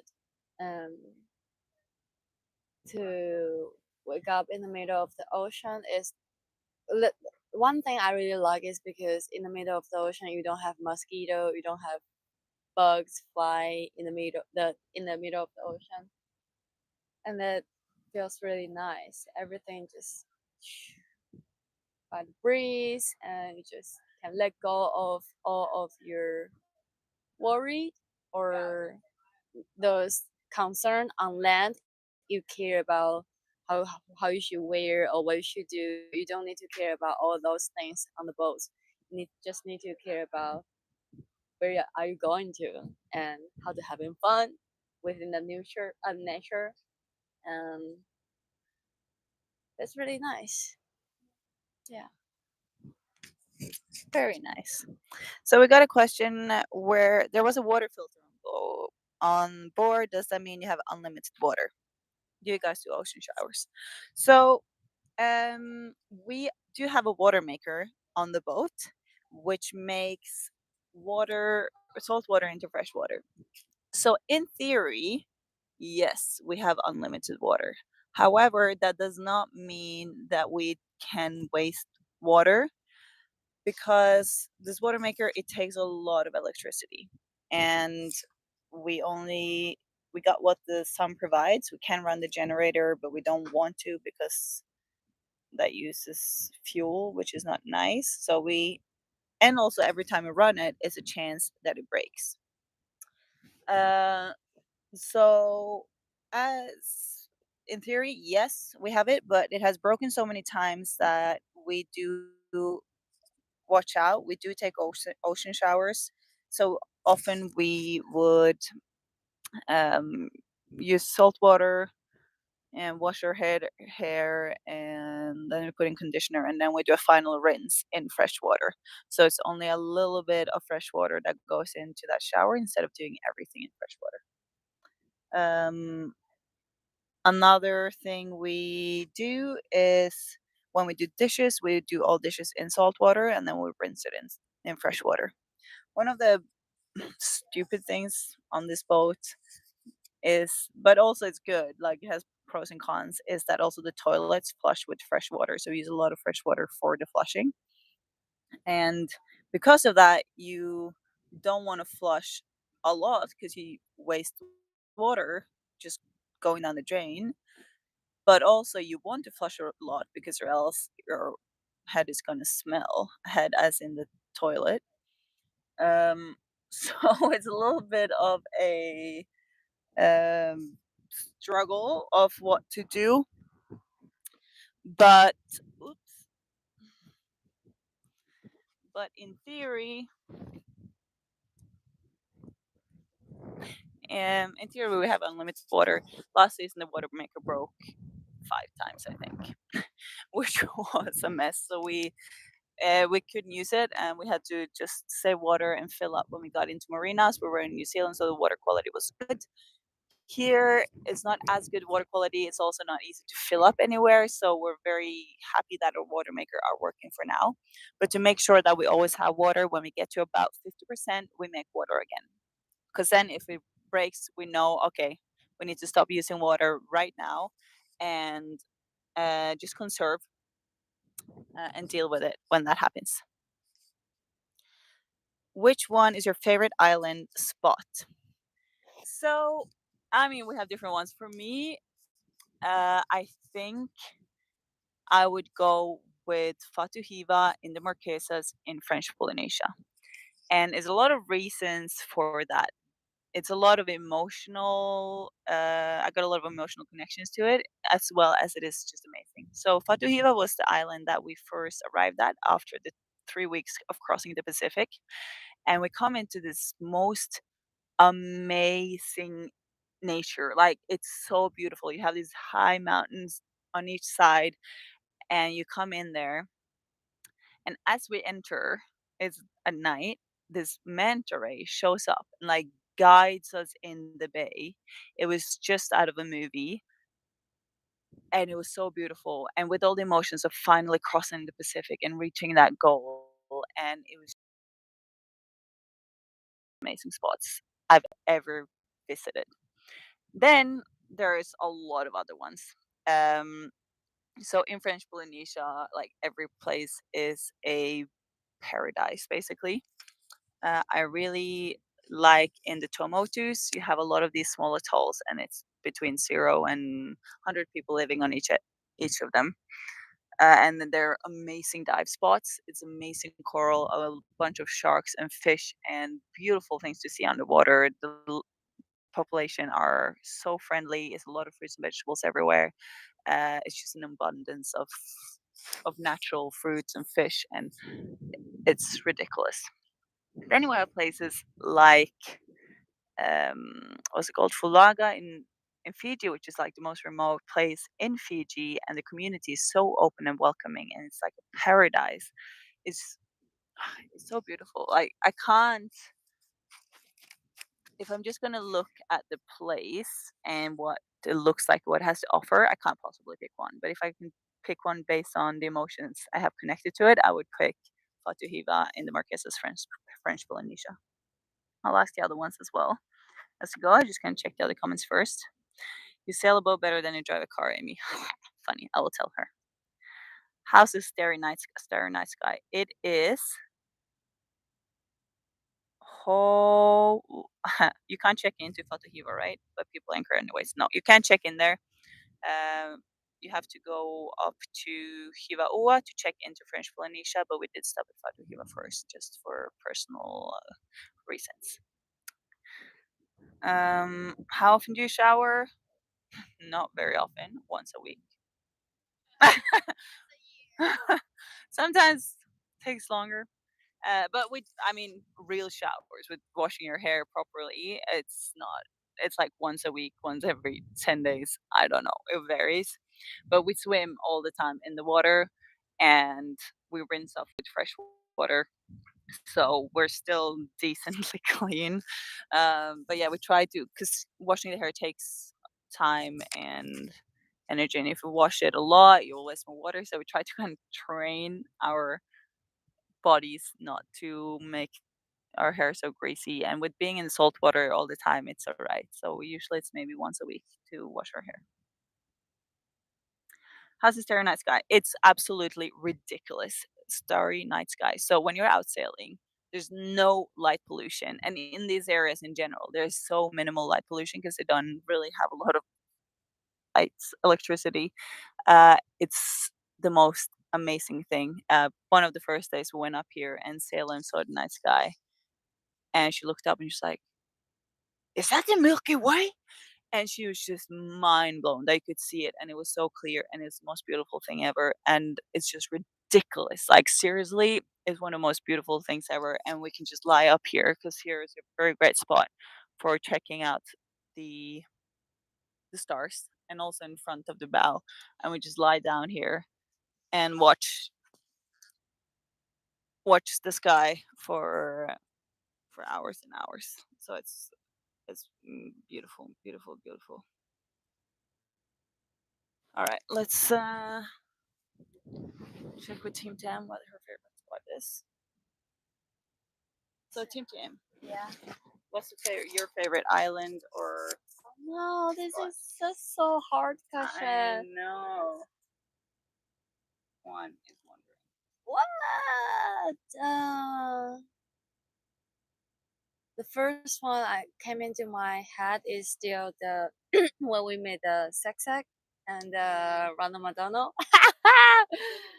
Luganville, because we have more connection with the local people. So for me, to pick up a place is my favorite is not only because the natural environment there is also how deep connection we have with the local people. So in Luganville, we do the yoga with the kids, and we provide.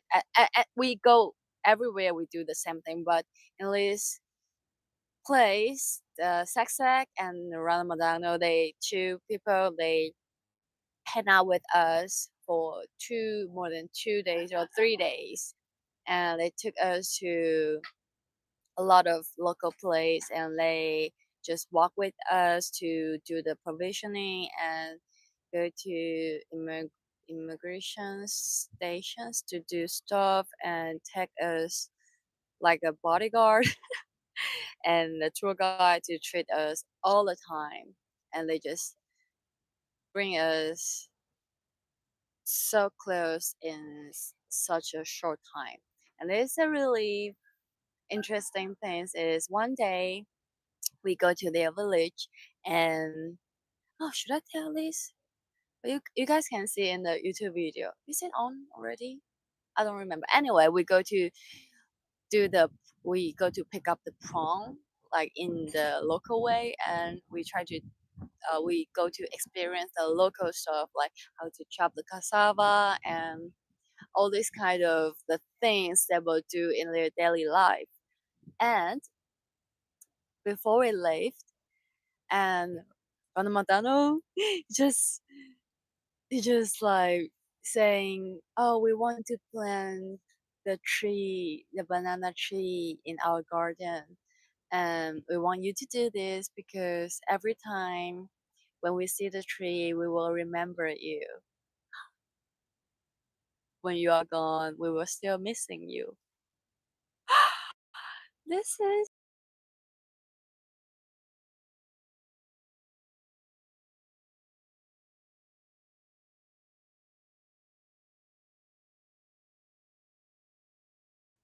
in this 1 month, and everywhere we go, we will have the people doing this kind of sweet things, like they want to remember you, they want to know you more, they want to share the loves with you, they want to give all the best they can have to you, so to make you happy, and that is really a nice feeling, and I'm really appreciate that. I cannot pick up the best one is because everyone has a different way to show their love for you. Just like the 2 days ago when we go to a village, another village, we take a 3 days truck, well, not 3 days, 3 hours truck. We sit in the behind of the truck, take 3 hours to drive into the village, where is the Virginia's village, her hometown. And they don't have a lot of like electricity stuff there. They how they cook is use the wood to have the fire and cook at the fire. And the light is from the solar panels light, so you don't have the charge things. No things. No, you just use the power from the nature. Okay, so when we go there, she's she's trying to share us with her best of the best, and she asks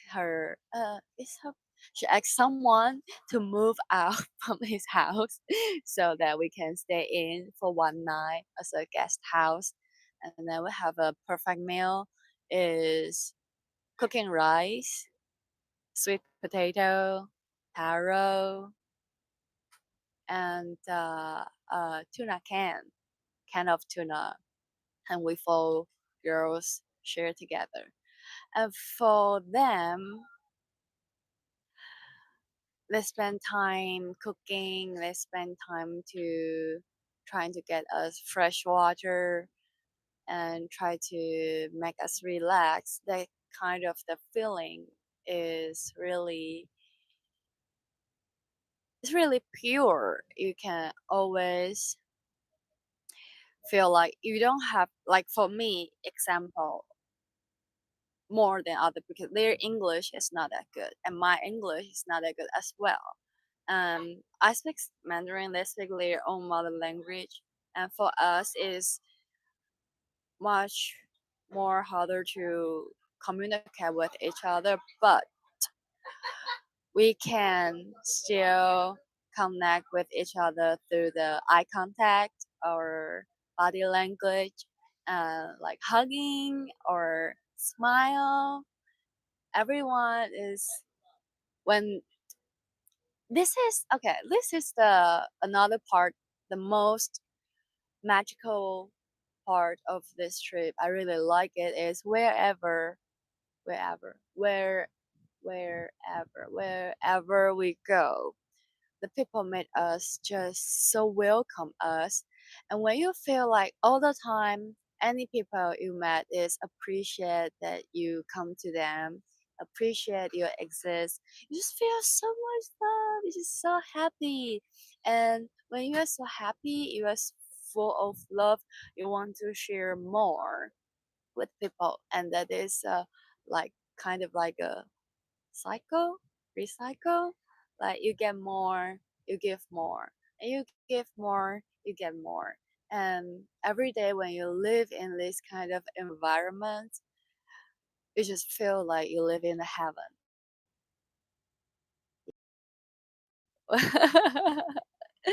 So if you guys have a chance in no matter what kind of the way to join like a selling trip or a selling life, don't hesitate, just do it. Don't afraid of the anything inconvenient or um any of your drama in your head, your fear,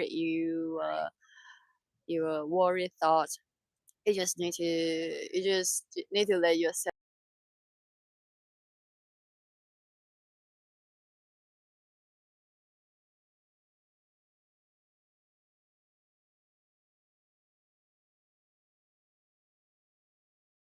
um when you came out, if you just stay home and wish yourself, oh, I want to have those kind of life, but never took the one more step out,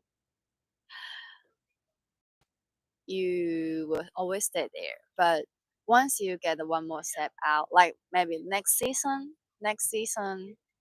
you can try to apply to get on this boat and to do the things with these amazing people and go to this amazing place to have this kind of experience. Just need your one more step to come out of your comfort zone or to toward come forward to your dream.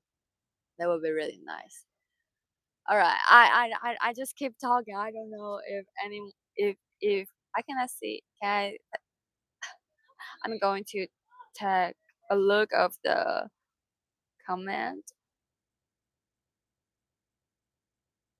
I don't know. Does the people say anything? I just talk a lot. Keep talking. I don't even know they want to hear this or not. Anyway, I'm just going to talk. Yes, it's not when you comment. Okay, that's nice. Yeah. So, yeah, we are still on the way to get out of. Let's keep a little bit more in the middle. Yeah.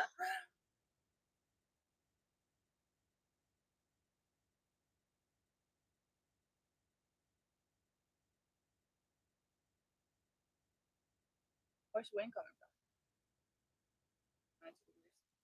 Feels like. We can raise the sail when we get here. Okay.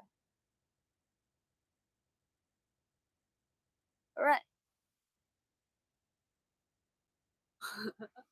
I'm giving you back the microphone.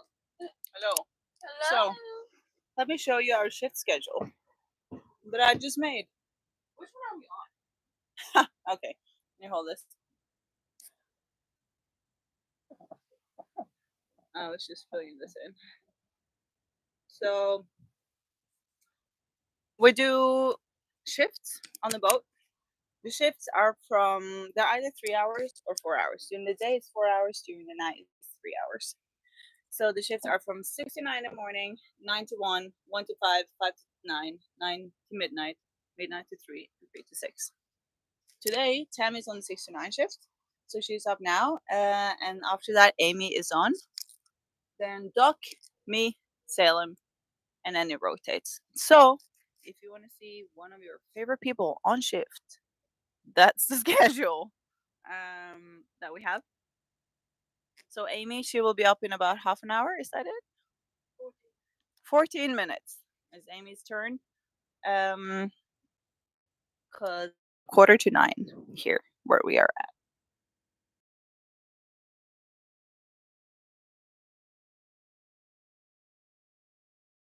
So we have a bit longer shifts.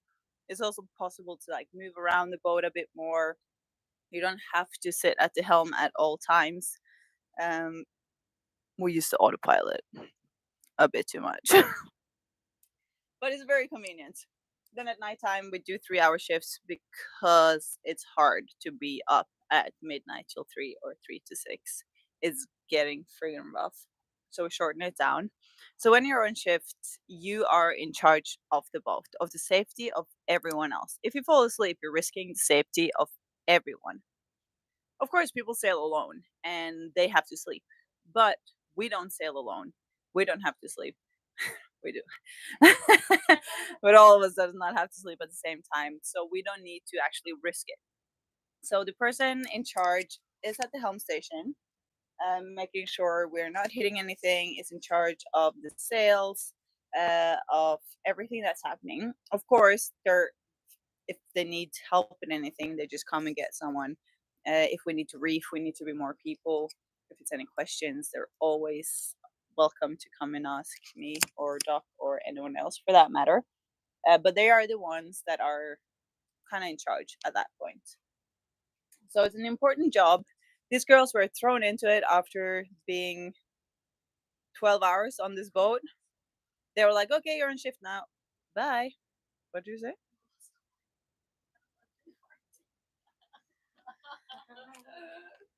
Well, haters gonna hate. uh,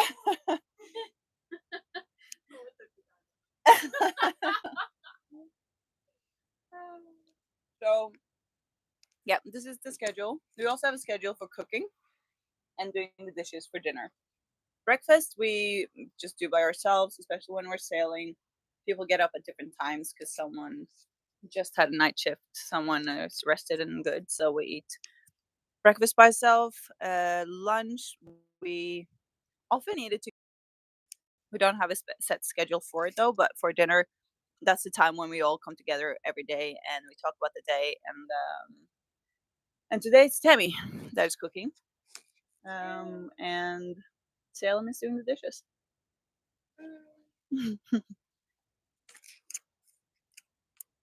And here we have a list over food we should eat because it's about to expire. And it's some things that we should probably add to that list.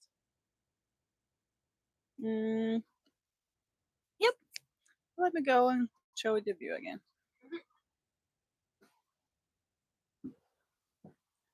You don't have to talk. You don't have to say anything. I just put this here.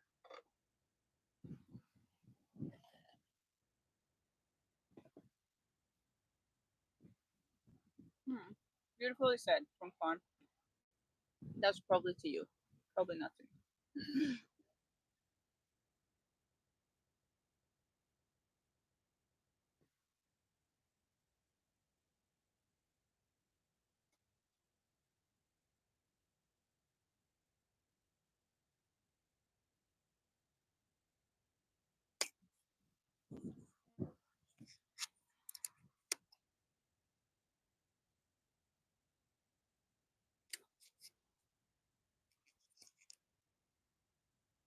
What is the new shift schedule? So it's the same order.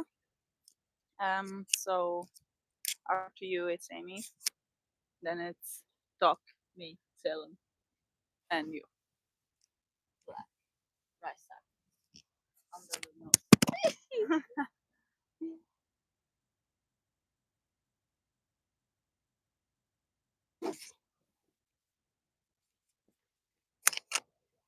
I think the jackfruit maybe the another kind of called sour soup, sour salt, different different Yeah. fruit. So in Singapore, I bought a juice of that, Mm-hmm. and I said, "Oh, this is jackfruit. I never had this in Taiwan." And then someone said, "That is not jackfruit. That is salt." I don't think this is jackfruit. Yeah. I don't know what it is, but I don't think it's jackfruit.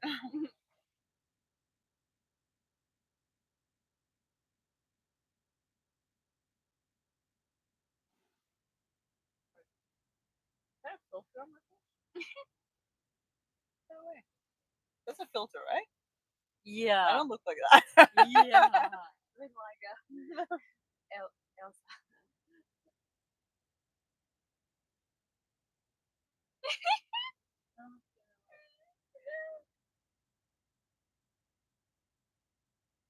Our lives.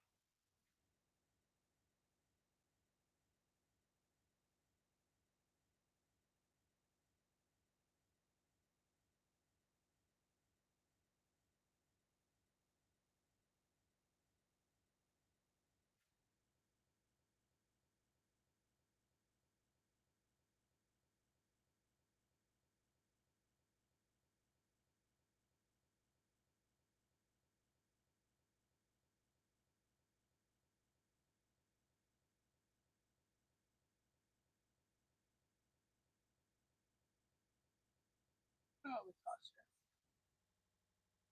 Want to? Hmm? You go with posture. Yeah.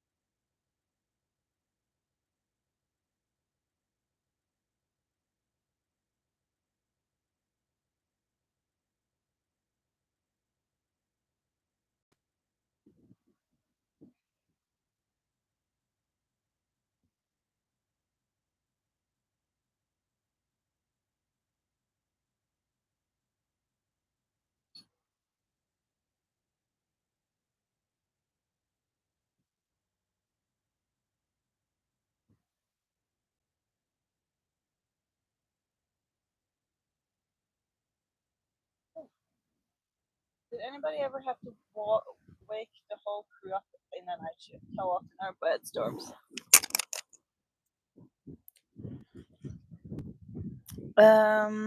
This is Mara's minute when they come to life. Farewells, everyone. You're in good hands with Mara. All the best. Thank you, Aga. You are so sweet. And yes, sailing minute by minute. Testing it right now. That's cool. So back to Kwan's question. Um, Wait, what was the question again? Did anybody ever have to wake the whole crew up in in a night shift? Yes. Yeah. So it happens. Often you don't have to wake up the entire crew. It's enough with a couple of people, but sometimes yes, it has happened. For example, if things are breaking or we need to reef. You still don't need to be everyone for reefing, but sometimes we have been, especially if the crew is new. And so yeah, we do that, and how often we have bad storms? Not very often. We try to plan our legs well. Here and now, we don't do very long legs at the time. Like it's often 1 2 days, so we can check the weather pretty well at least, and have a good estimate. So if we see a storm is coming, we won't leave. Sometimes the storms are not predicted, like it happened last week, and we just ended up in the middle of a storm, which was a little bit hectic. Still work out, of course, because we're still here and alive. But on the longer legs, you can't really plan for it. You can only plan. You can only uh, affect whether you're leaving or not. So if the weather looks good, you leave, and then you know, or you hope at least that it's going to be good for the first 48 hours. After that, it's kind of luck almost. Um, and then anything can happen, especially in long ocean passages. It's just impossible to know. So, and storms will happen, but it's not really. It's not very often. Most of the time when we travel, we go with the winds, so it's behind us. We travel to different parts of the world when the winds are supposed to be stable and good there. That's also why we have to go to Indonesia now for cyclone season, because we don't want to be in the cyclone belt when that happens, because that's going to be sketchy. When we were in New Zealand, we had some bad weather a bit more often. So cyclone is hurricane. It's just got different names in different parts of the world. Also typhoon. Typhoon is different.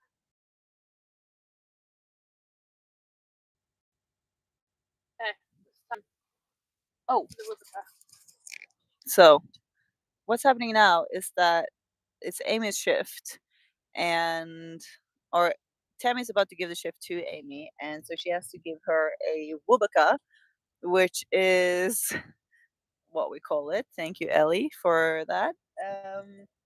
It's to kind of give her a lowdown of the situation. So I'll give it to you, Tammy. So what we have www.BBC. BCC. BCC. Okay, the W we have the weather, wind, wave, and boat, contact, and compliment, which is my favorite part. And the weather now is super nice. The sun is behind us, so no sun in on our face, no sunburn, and but you can see everything very clearly. The wind is come from, yeah, the wind is very weak. Yeah. For now, it's mostly is from moving and a little bit every direction because it's not that strong. But once we get out of the island, Yeah. go to past this point, we might get the more strong wind. Theoretically, come from behind us from our direction, and the wave is super peace right now, like a lake. Yeah. Just no wave at all. And the boat, we turn the two engines on since we haven't take the main sheet up. So once we pass the point and we turn into the wind, take the main sheet up and drive, and we can possibly turn the engine off after that. Why is it the same? What do you mean? Yeah. No. Mara. Both the small Garmin things are both displaying the wind. Anyway. Yeah. Contact. No, our neighbor all left. These two. Yeah. Oh, they're the same. Yeah. Okay. This one is one for the change. Pages.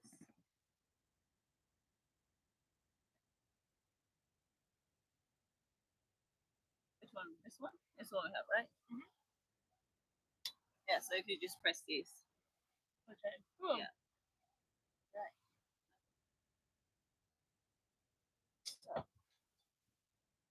contact. We used to have a lot of neighbor like half hour ago, but now we have no one. The birds over there. And for the compliment for Emmy, we need to see Emmy's face. Okay, this is my favorite part. So Emmy is a very strong woman. For me to saying strong is because we have a lot of emergency situation, and when you are traveling you will face a lot of uncomfortable or frustration, or even you will hurt your body. And when you have the cracks or your cut on your body, sometimes will bring your emotion to in a very uncomfortable situation and will affect how you react with people. But through Amy, I see her strong is because when she's in uncomfortable, she's still being so nice and helpful to everyone, and that is also what I want to be. Yeah, you are. Yeah, it's really beautiful. Thank you, You're Amy. very good. Thank you. I will hand the microphone to Amy. Over to Amy.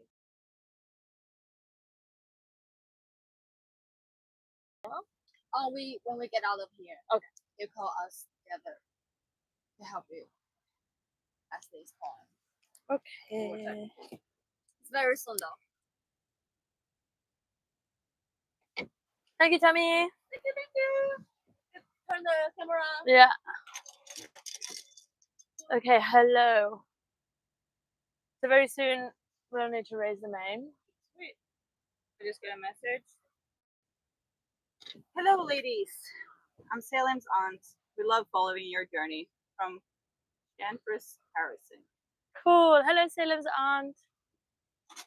Hey, Channing. All right. Anyway, Oh, was that your announcement? that was my announcement. Okay. That was it. Yeah. Let us know when. Yeah, I'd be like, stuff. And yeah, if you feel like talking to the camera, do it. If you don't, they can watch the video. okay.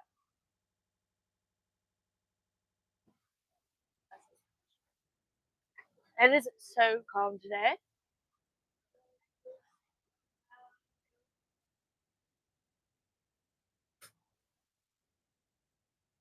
Like a big swimming pool.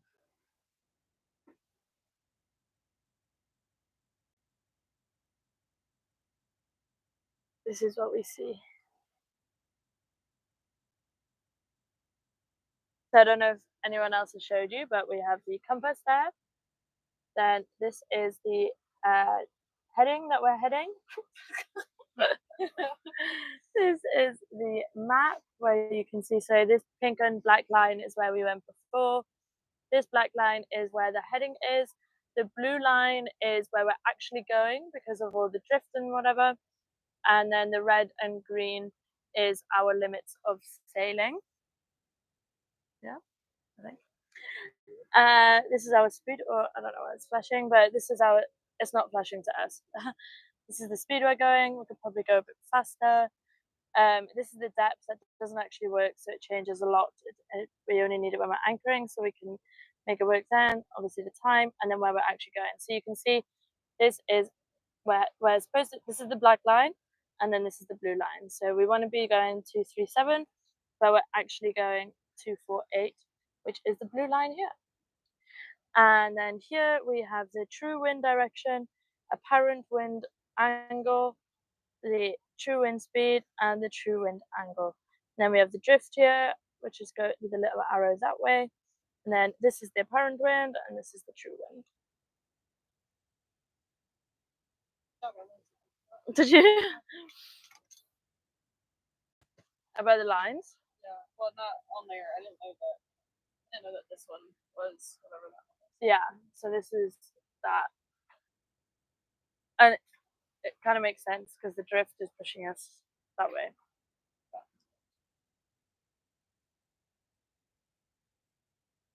Can we go a bit faster? I think we can go a bit faster.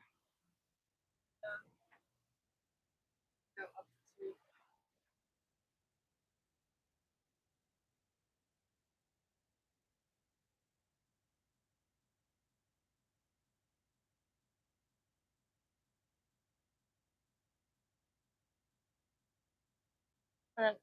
I don't really know where we're going. Oh God. Oh! Maybe we can go a bit slower. Yeah.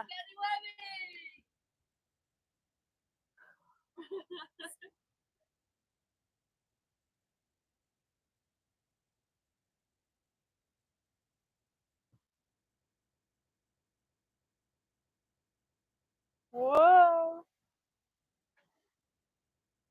Oh my God.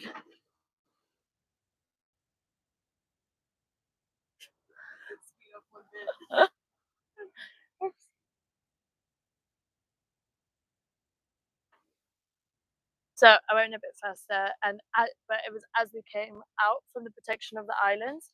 There's a lot more wavy. There's a boat there. So we're waiting until we get out of the protection of the island so we can raise the main. So we've just got a bit more space to raise. And I think we should be good now. Race? Yeah.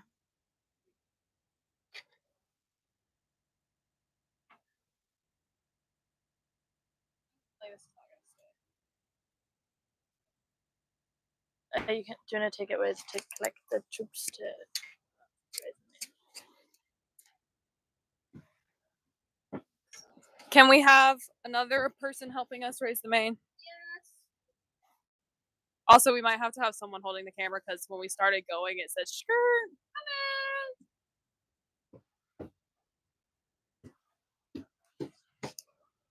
Live commentary from Racing the Main.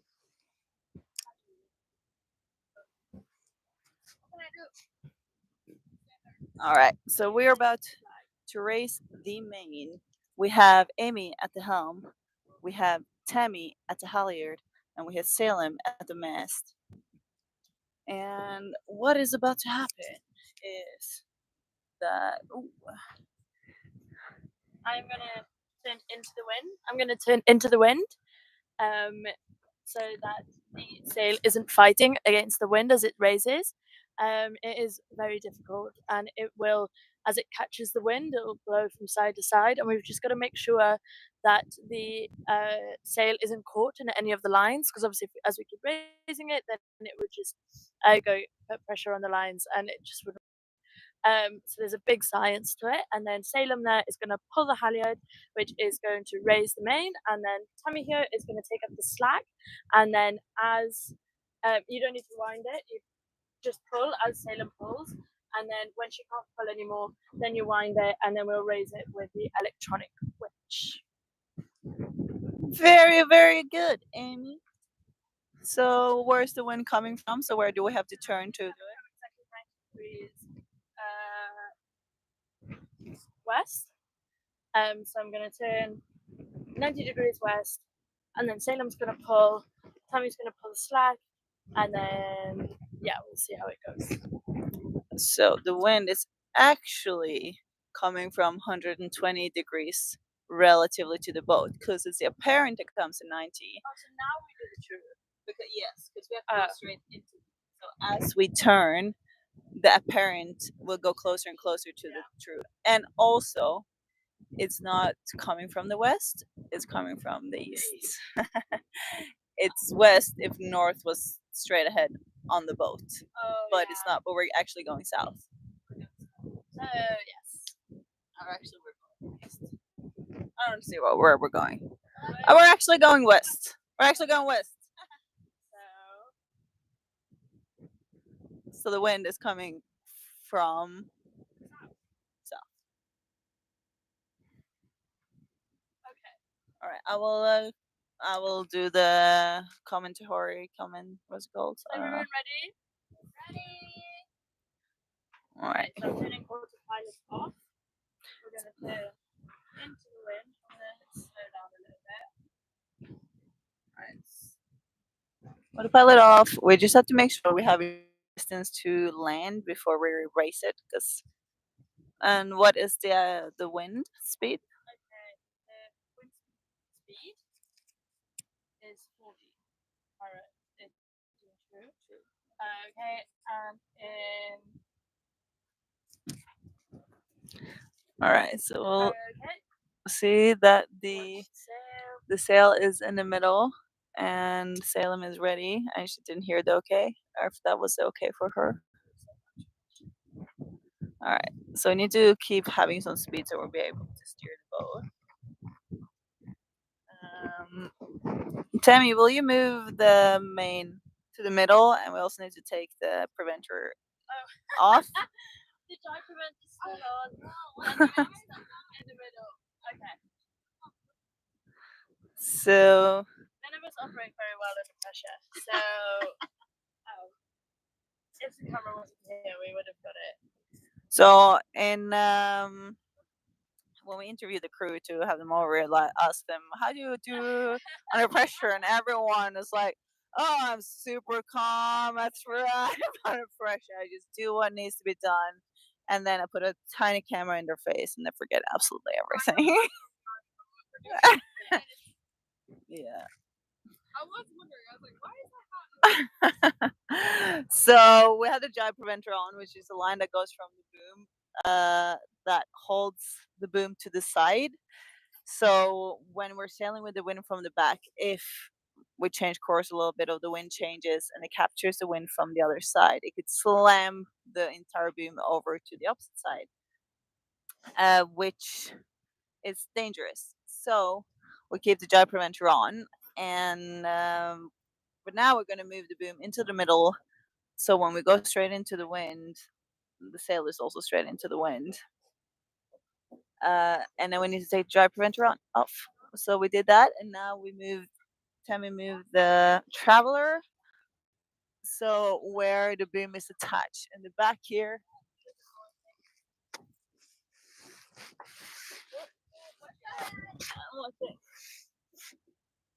It's alright. Yeah. Here's attached. We just moved this. It used to be over there. Now it's in the middle. And this boom, as you see, it's slamming back and forth. We don't want to have that in our head. And no, you don't have to do that. We need to loosen it soon anyway. Alright. Okay, start again. So we're starting over again with Amy turning us into the wind. Okay,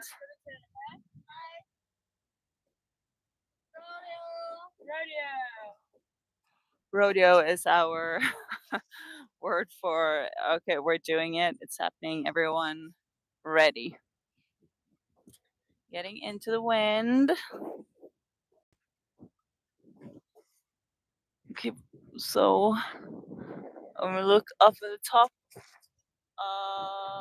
here on the top of the mast, we can also see the wind coming from the front, and we see the sail is in the middle. That means it's good to go. There's no pressure on it, so we can hoist it. Down. We're caught. Got caught in the jack line, so we need to take it a little bit down. I don't know why I said jack line. That's not the name. In the lines from the lacy bag.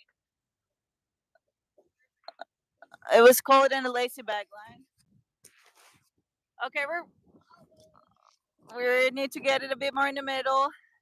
We're getting caught on the lacy bag lines on the other side.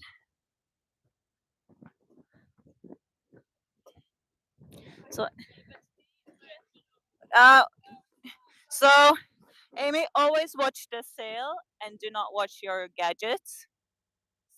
So it's pushing the sail over to the starboard side. So we need to go more to port.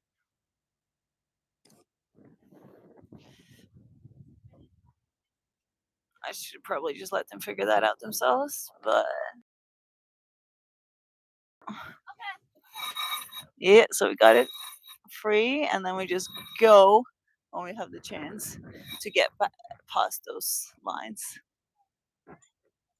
So this is how far Salem could bring it up over here. So now Tammy will take it up the rest with the winch. We have to keep watching it to make sure it's in the middle. Nice job, Amy. Nice job.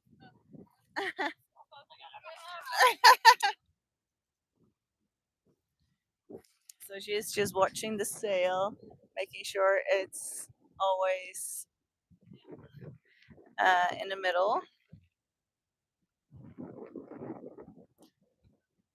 All right, nice. We are hoisting the sail, doing a great job. Oh yeah, nice. So Amy just told Tammy to release the main sheet, which is this white line that holds the boom down. Because as we get close to the top, it will start to get tight, and it makes it harder to bring the sail up. So instead, we release it a little bit to give it a little bit of slack, and then we tighten it afterwards. Here we see all of our lines being a mess, and we hoist it up and making sure that they are not tangled, which I mean they are a little bit, but not too much, I hope. Let me check that out. I'll just leave you there for a bit. And then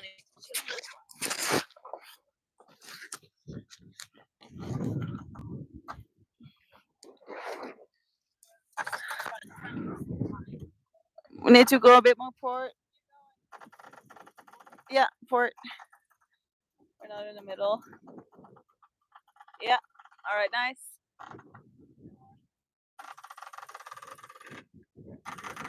Sail miss checking the front. Oh,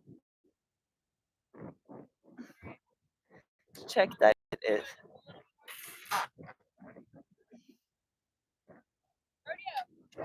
Nice. Whee! All right, sail is up. That went very well. Let's get back on course. And then Tammy. Yeah. So Tammy also closed the main sheet to make sure that the boom now is locked, so it does not flag over. So let's go down here and see where we're going. Okay. So we're gonna go this way. Not that way.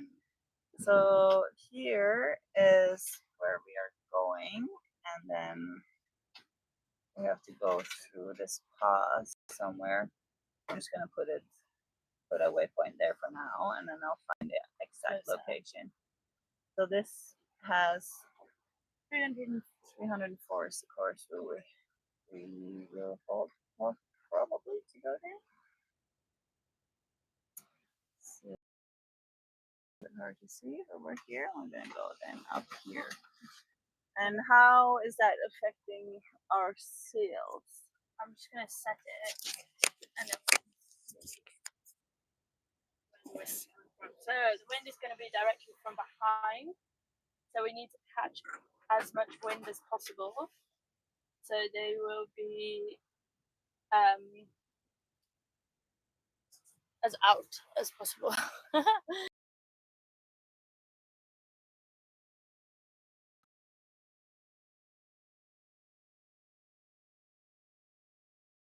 Flying.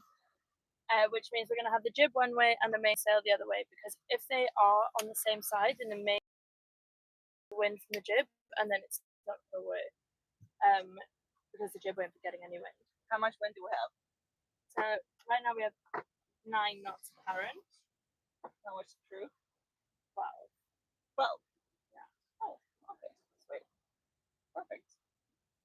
So the jib is going to be starboard side. The wind is coming from. Yeah. where's it coming from?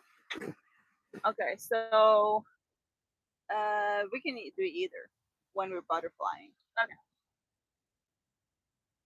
We'll do it the way that we know. Okay, which is having the main on the port side, all the way to the port side with the jibe protector on, and then we're going to have the jib on this side. Alright. I feel like the other way is the way we know. We have the jib on this side, normally. Oh yeah, okay, that way. So okay, gotcha. I thought it was like what we usually do with the sails, that we have the main on the opposite side of where the wind is coming from. Oh, no. I But just mean what we do when we let it fly. Oh, okay, cool. But, yeah, it's up to you guys. Where would you like? It's up to you. I think though it is smart to have it on this side just because whenever we butterfly on that side, the line is also over there. Yeah, and then it's a little bit more convenient. Yeah, I completely agree. Right. Sick. Okay, so main all the way that side. So we're moving the main over to all the way out to capture as much wind as we can. And Tammy is trying to remember which of the lines she's going to pull and which one she's going to release. And it is a tricky one to remember, so and it's important to get it right.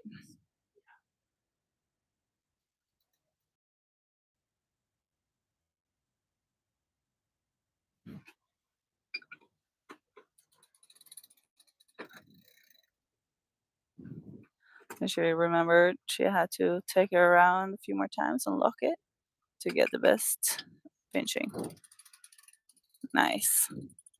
So what she's doing now is moving the traveler of the main over to the port side. So as she pulls here, she's moving this thing over to that side to capture the wind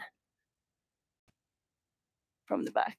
And at the moment, we have the wind coming in from the port side of it. So at some point, we will have a jibe where the wind will capture the sail from the other side and it will flop over. Right? We will jibe? We will jibe, yeah.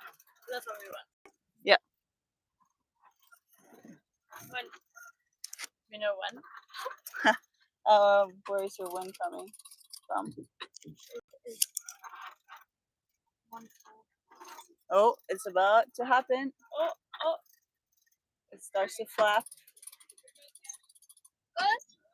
Okay, it's all the way over, and now it's still not in the sail, so we will turn the boat a little bit to get it to jibe. So if we want to push it that way, we want the wind more. We've done it the wrong way, I think. So which way will I turn? Just see what happens if you turn. Will it jibe? Will it jibe? How is the wind? So no, so I need to turn the other way.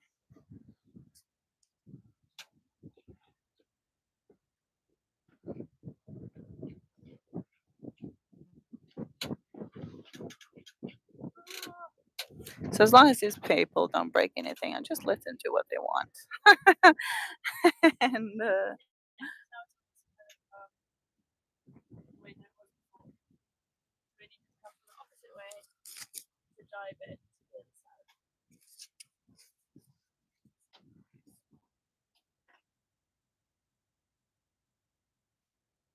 side. There we go.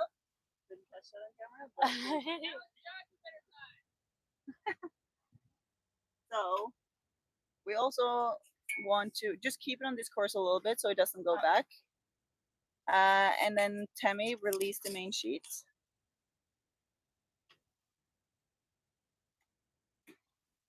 So we want to put the sail even further out. So just releasing the main sheet to release these lines here to get it more out.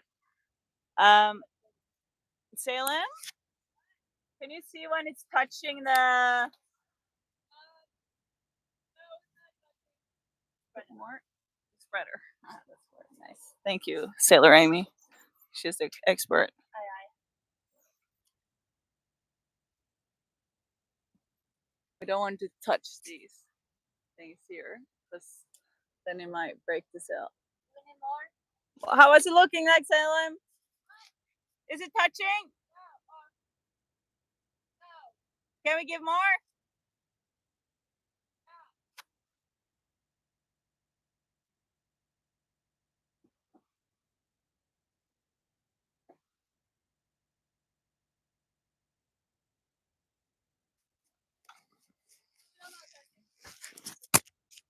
Watch my head.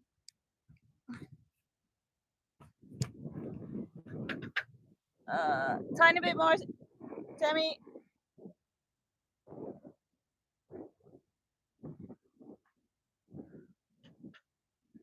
bit more.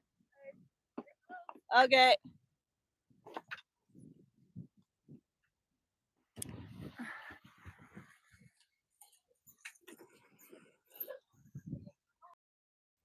Okay, good. Tighten it even more if you can.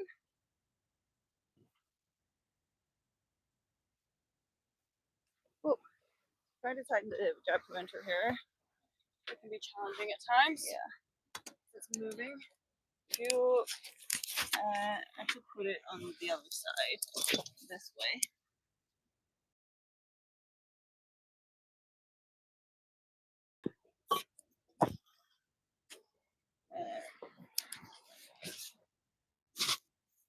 Okay, and then I can pull, and then you can hook it around one more time. And take it under. Yeah. And because if we have it like this, it's pretty locked. Yeah. So we can like tighten, and it's still locked. And then if you get a bit more slack, tighten. Okay, and then take it. Take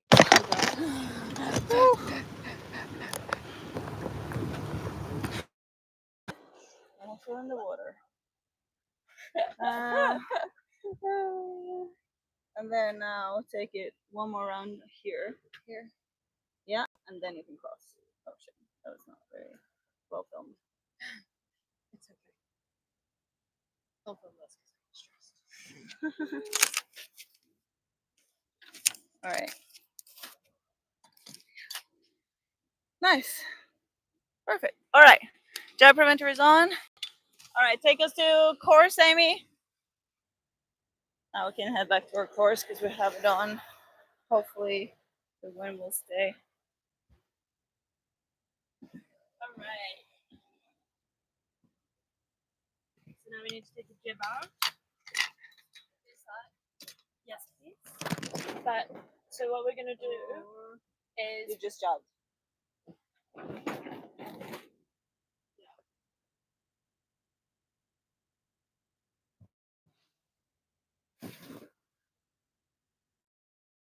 There you go.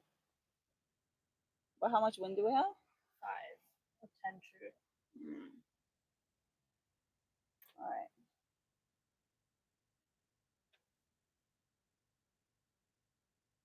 Very low one. Try to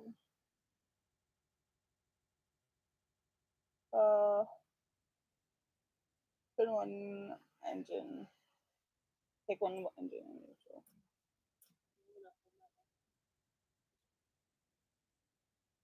Oh. Oops.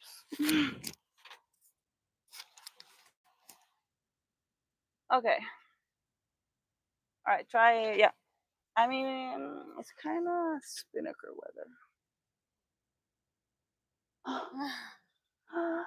But let's wait a little bit until we get out of these things. Okay. Do your jab thing, not your jib thing. Okay, so the jib sheet isn't long enough to do the extender thing that we normally do. So what we have to do is pull the jib out with the opposite one that we want to use so that it gets closer so that we can use the other jib sheet in here. Does that make sense? So we need to pull it out with the, yeah, so if we unwind this one and take it out of that whole thing, yeah, because it's going to be going around this way.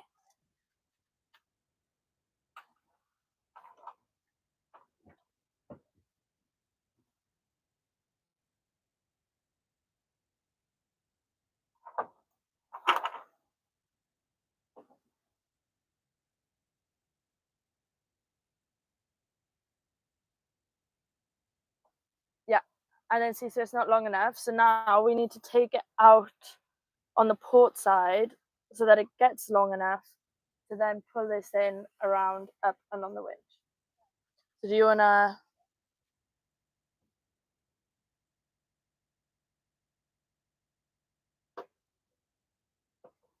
But put that on the other one because the jib's going to go on.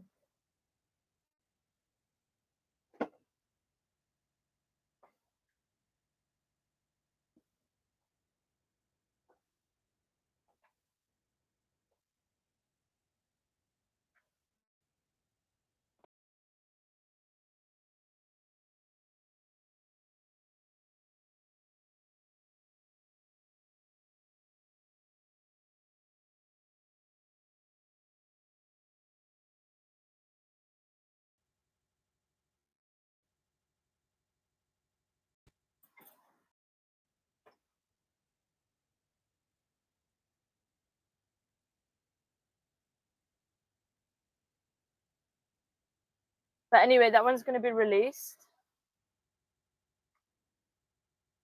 And that one wound, yeah. And you need to open that crate. Yeah.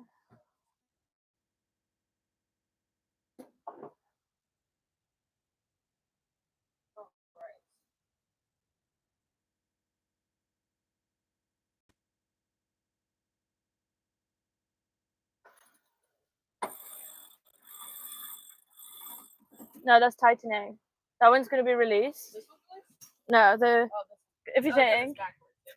yeah. So this is coming in because the black one is what, yeah, No, I just had it mixed. I think it's my brain is so used to. left and right. Yeah. Do you mean I want this? And it's-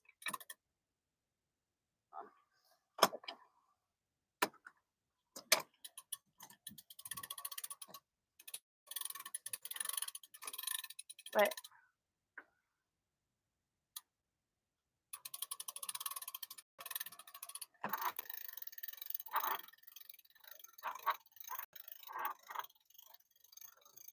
Careful about dropping.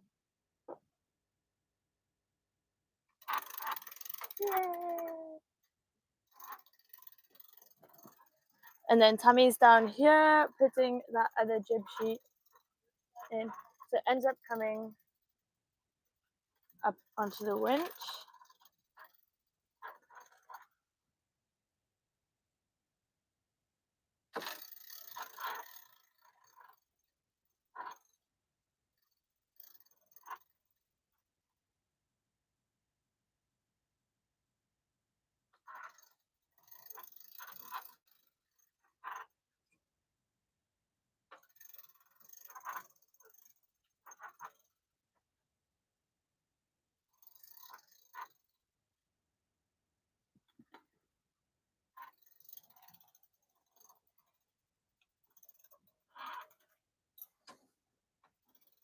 Okay, and then stop because otherwise it's going to go around the.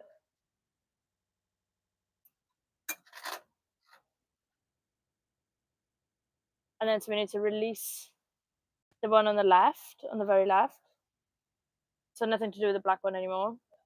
Release that and then wind Tammy's one.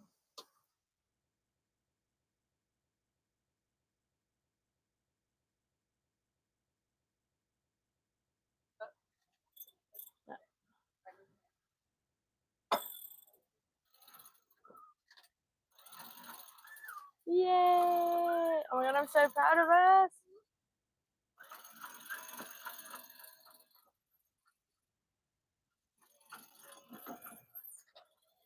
Okay, now the black one's gonna have to go as well.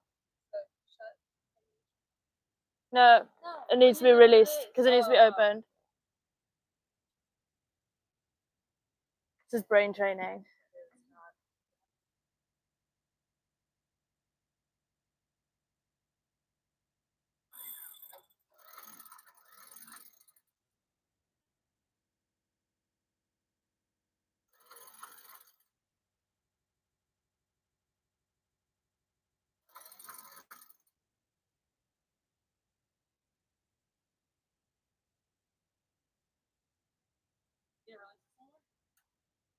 Yeah.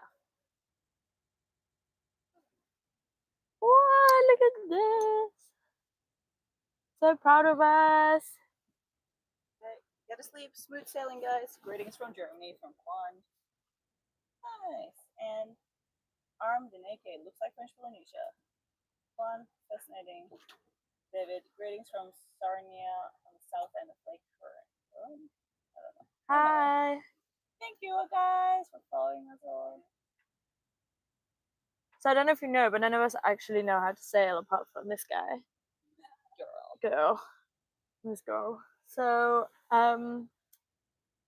yeah, we've just done all of that from a little bit of guessing, a little bit of memory, a lot of guessing.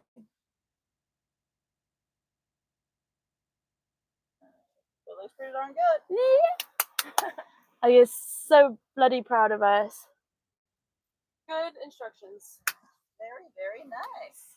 feel like I haven't set that up before. I've only taken it down like yeah? twice, and I haven't. Set Yeah. It up. But does it make sense? Yeah. It's just remembering. We all know that I'm a little bit jib. My learning skills on the jib. Yeah, but that's what makes it even more amazing when you do it. I know. I do like taking the jib out normally. I know how to do it. Yeah. Why did you do that, Amy?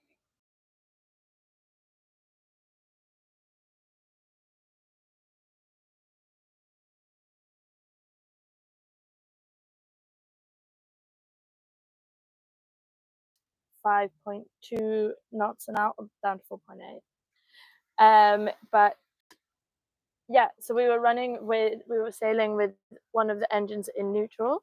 So instead of keeping it in neutral, I just turned it off. So turned off the engine, and then we pull it back into reverse to close the propellers, because obviously we don't want to keep going with the propellers open because it's more likely that they'll break. So pull it down long enough for them to go zoom, and then put it back into neutral. So how far? Okay, but so first to go even faster, what can we do? Then we can release Release it. just to see how that affects it. Because the thing is, like now we are capturing As much wind as we can. Yeah, the apparent is only 6. So yeah. to be fair, the apparent wind is 6 and we're going 5. There, you're also running. Oh yeah. Very true. So try to put that in neutral and see like what's happening.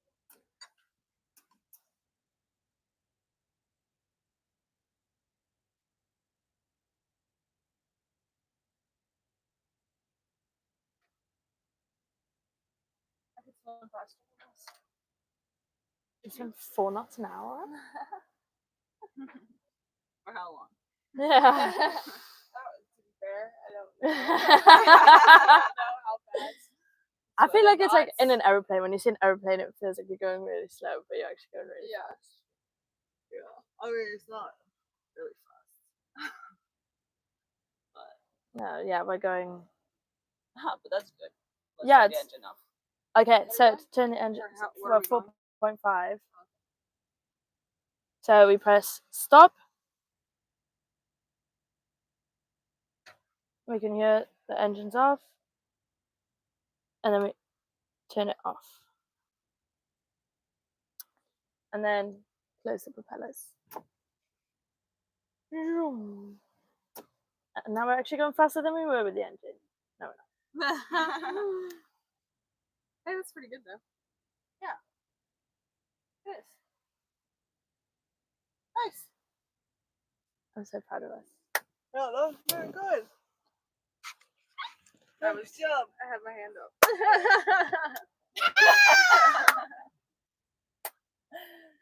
Sweet. That's good. Because that one is like a complicated setup that we haven't done a lot. Yeah. And No, that was good. so it's cool. Got it. And when you start to explain and you're like, oh, I have to pull it out on that side, I was like, you got it. Well, I remember because like probably the last time we did this was you and Doc, and you were like, "Oh, the jib sheet isn't long enough, so we have to pull it out." And you were like, "Do you understand?" And I was like, "I don't have a clue what you just said." But then when I was explaining it, then I understood. But when you said it to me, I was like, "I'm sorry, I have no idea." And that was like only a couple of days ago. That was the first time, like, on my night shift, whenever we needed to stop, we needed to pull it in. Yeah. And she was, like, trying to explain to me how the heck you do it. And it's really not hard. But when she Yeah, explained but to me, I was like, I have no what idea. on I was like, I'll just come earth? get you. Yeah. And then I did it the next day, and it's like, this one's up, you just wrap it around, and you do it normally. It's like Yeah. the easiest thing. It's hard because it is common sense, but it's so hard to like figure it out. Well, that's good when you just like left yourself. You just have to do what makes sense. Yeah. And then you do that. And it works. And it's like, oh, so we're winding it out, so we need to release the black. Like, yeah. What fun. What? All right. And please vote for us. Where are we at? I will check right now. While we're all here, can I go change? I'm still in my pajamas. Very, very, very, very sweaty. We are at 207. Thanks, Pav UK. The people behind us 164 now. They're catching up. Yeah, they're doing what we did. Yeah, and in front of still 231. So they're stopping their growth, but we are as well. We need to get more votes, people. I know it's just 2 people out there watching, but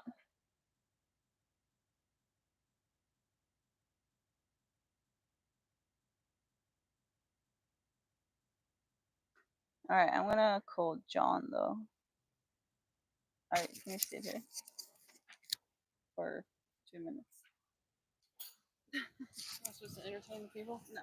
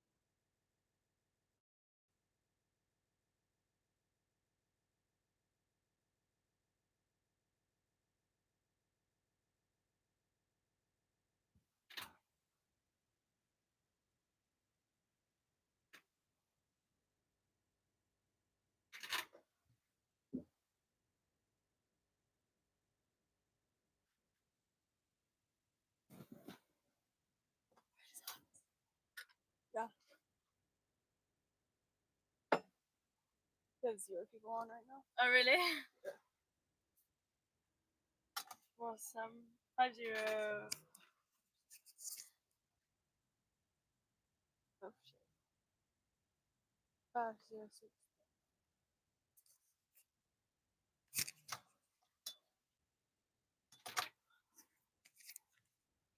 This is you. Okay.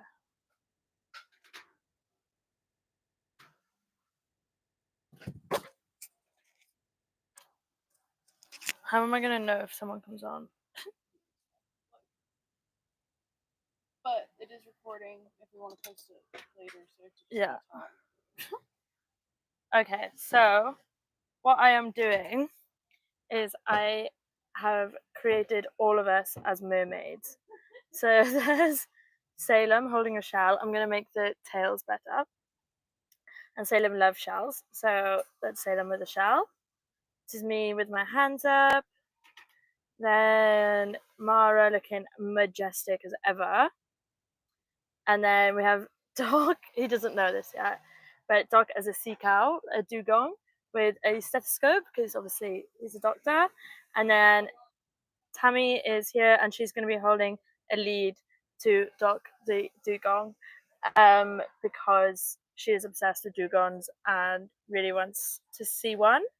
So yeah, that is my project for today. Probably a colossal waste of time, but yeah.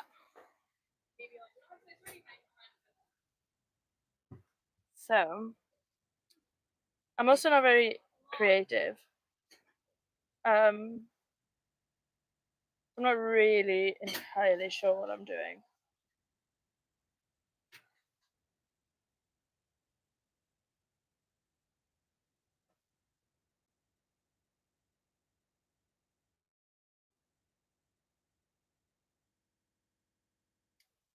But yeah.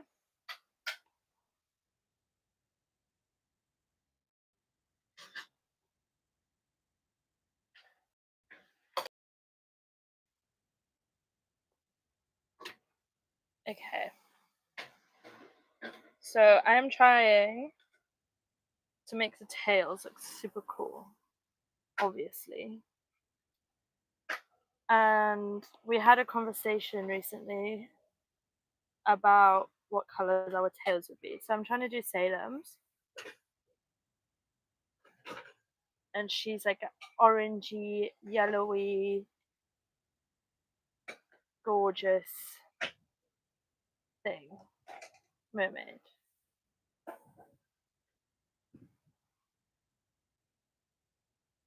And as I said,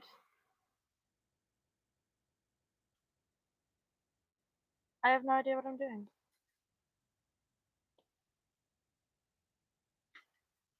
And as a secret, is anyone on here? Yeah. We just jived.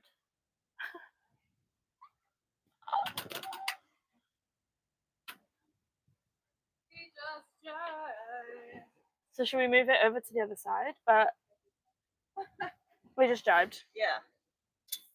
All right. So we need to have the sail on the other side. So we need to get it back to the other side. To change course, jab it back. Yeah. Then we move it over to this side and have the main on this side and put the ship on that. Yeah. Okay. All right. You got it. Perfect. Can you stay around? I'll stay around. Hi, John. Same time. Okay. This freaks me out. Okay, so we're jibing. So we're gonna switch. So we're gonna need to take the jib in. Switch. Okay. Or we just tack the jib. Or do we take the jib in? Okay. Take the jib in. Yeah. Okay. And then we like that. Okay, but this when you take it in, just roll it in, and then you're gonna run out when you start with the main, like take the main sheet in first and tighten it. Tighten the main sheet, bring it over, bring it all the way over, and just do what we did in reverse. Okay. So take it in like normal with this one, and then when that one runs out, because it's going to, you'll just go to this one and take it in. I hate it when it jives. I know it's scary. Like even though if you're doing it right, something's breaking.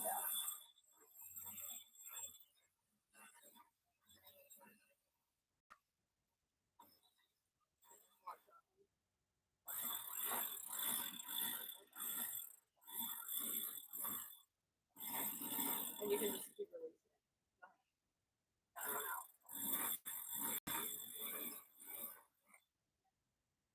Keep letting go.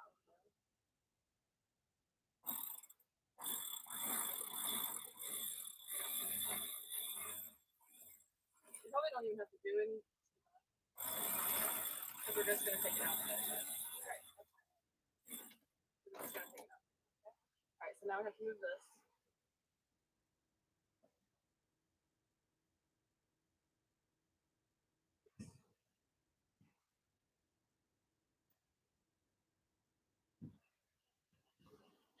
Okay, so what the girls are doing is taking the jib in, which we just did out, and then so we need to take the jibe preventer off, tighten the main sheet. Take the jibe preventer off and tighten the main sheet. Yeah.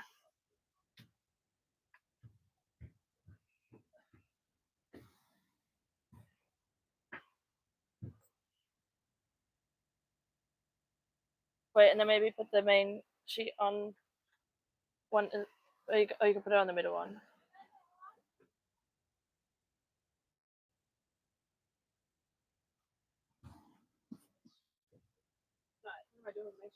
Tightening. Because we let it out loads. We need to tighten it, then move it.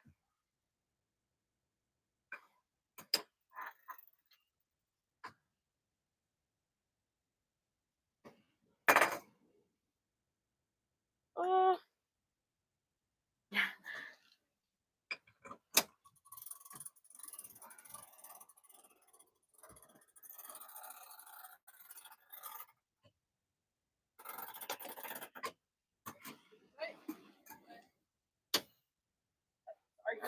Now it's loose again. Yeah. A little bit.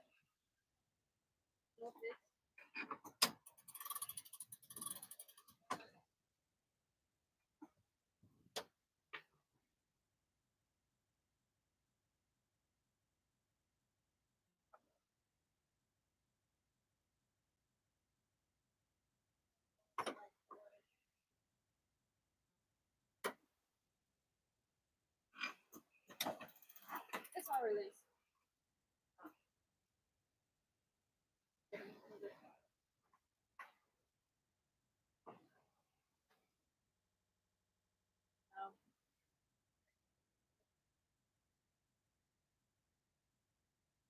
This moves it out of it.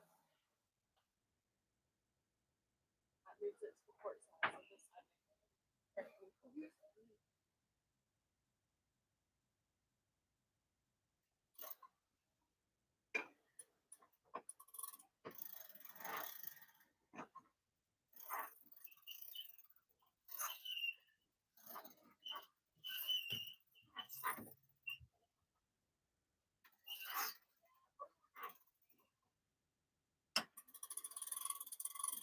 Watch your head, okay?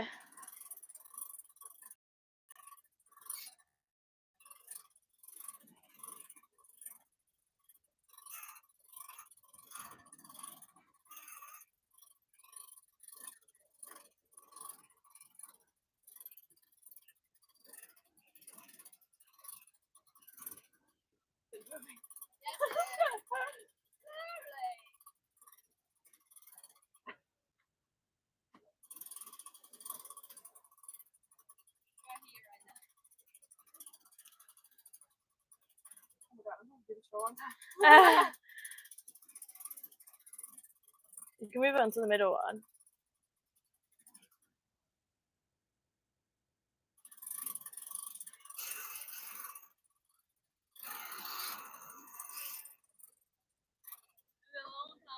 Okay.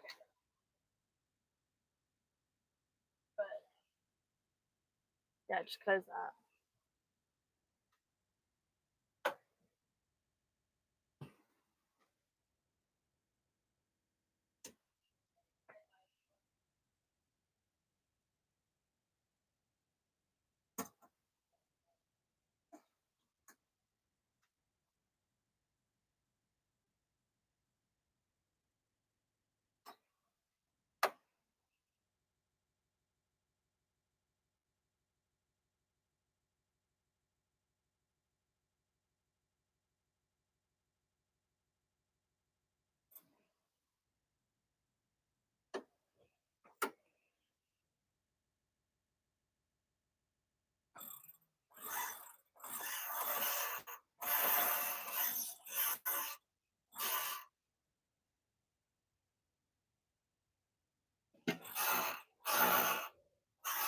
Okay, so Tammy's up there checking to see when the boom is all the way across, and Salem is moving it here.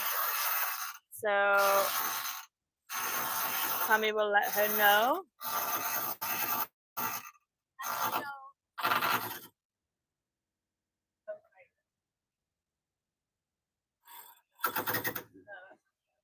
Yeah. But also that does get pretty bad anyway. Just remember whenever it was like with the main power line, it was like careful on this one. Yeah. Like, so fast, so hard. Okay, so maybe put it back on the other one.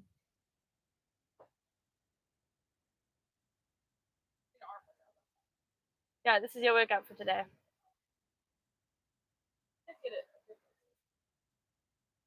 We did what? Yeah. I think you're in the middle now. I can see it, so.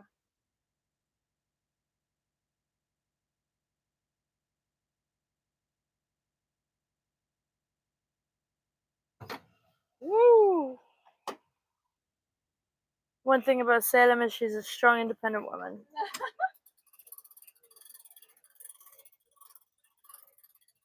So you can kind of see it there. It's coming across on the traveler.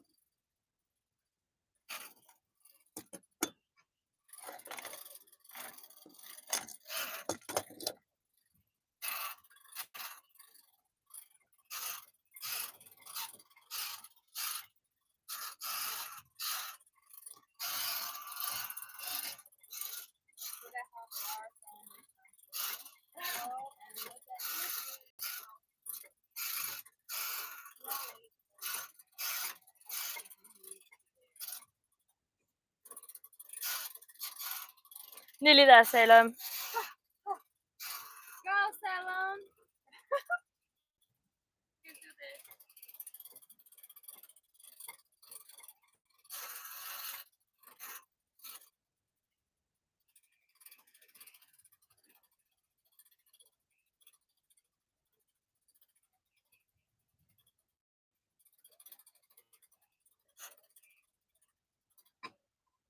Yeah! Yeah!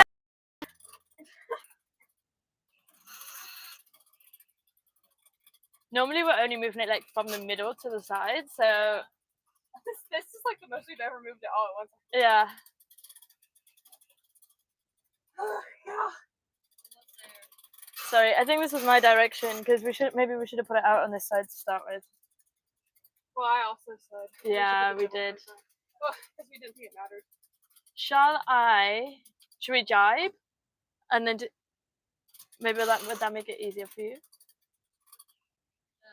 I mean, it's hard. Yeah, I don't. Okay, you're almost there. Yeah. It's not that it's hard, it's just tiring. Yeah. It doesn't need to be all the way anyway. Yeah.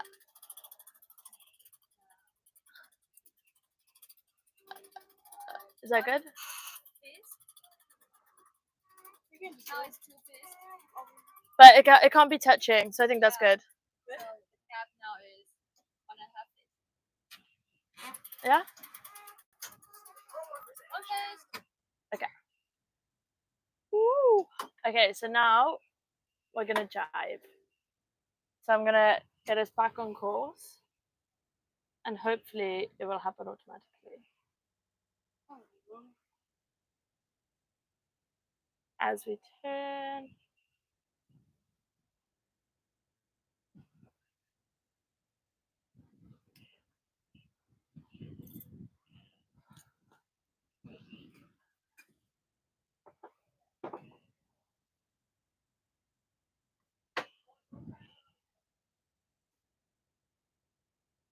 Why aren't we turning?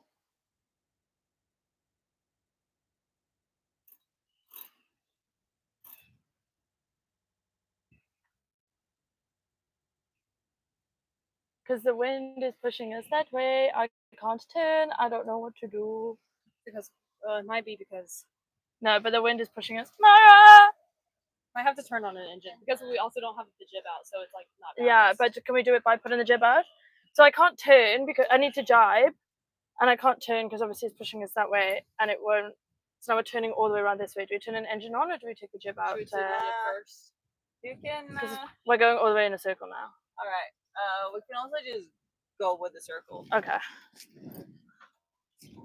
As long as we're able to keep some speed up. Try the circle. See, if we're not able to do it, you can either fight to take the gym and like fight to get back and forth. Just turn the engine on. Oh, Mara! Do you want to give up and not try? You're like those little kids. Yeah. Oh, We're make saying, sure you do it. yeah. If you want to be a loser. We're almost there. We're almost done. Jive, Yeah, we're on 0.8. jive, please. No, we're hardly moving. Have we jived? We're so close. Yeah, it just wasn't loud because there wasn't a lot of space. Okay, now we need to take the jib out because we're losing speed. So let's try and. Don't rush us, Mom. Sorry. Okay, so this time. We're taking it out port side. So I just am gonna release it like normal, and then Yeah, exactly. Okay. So Tammy, we're gonna do the exact same thing we just did, but on the other side. All right. So that rope, after I run out, we're gonna have to run it around that side and go over there, and then hook it onto that wrench.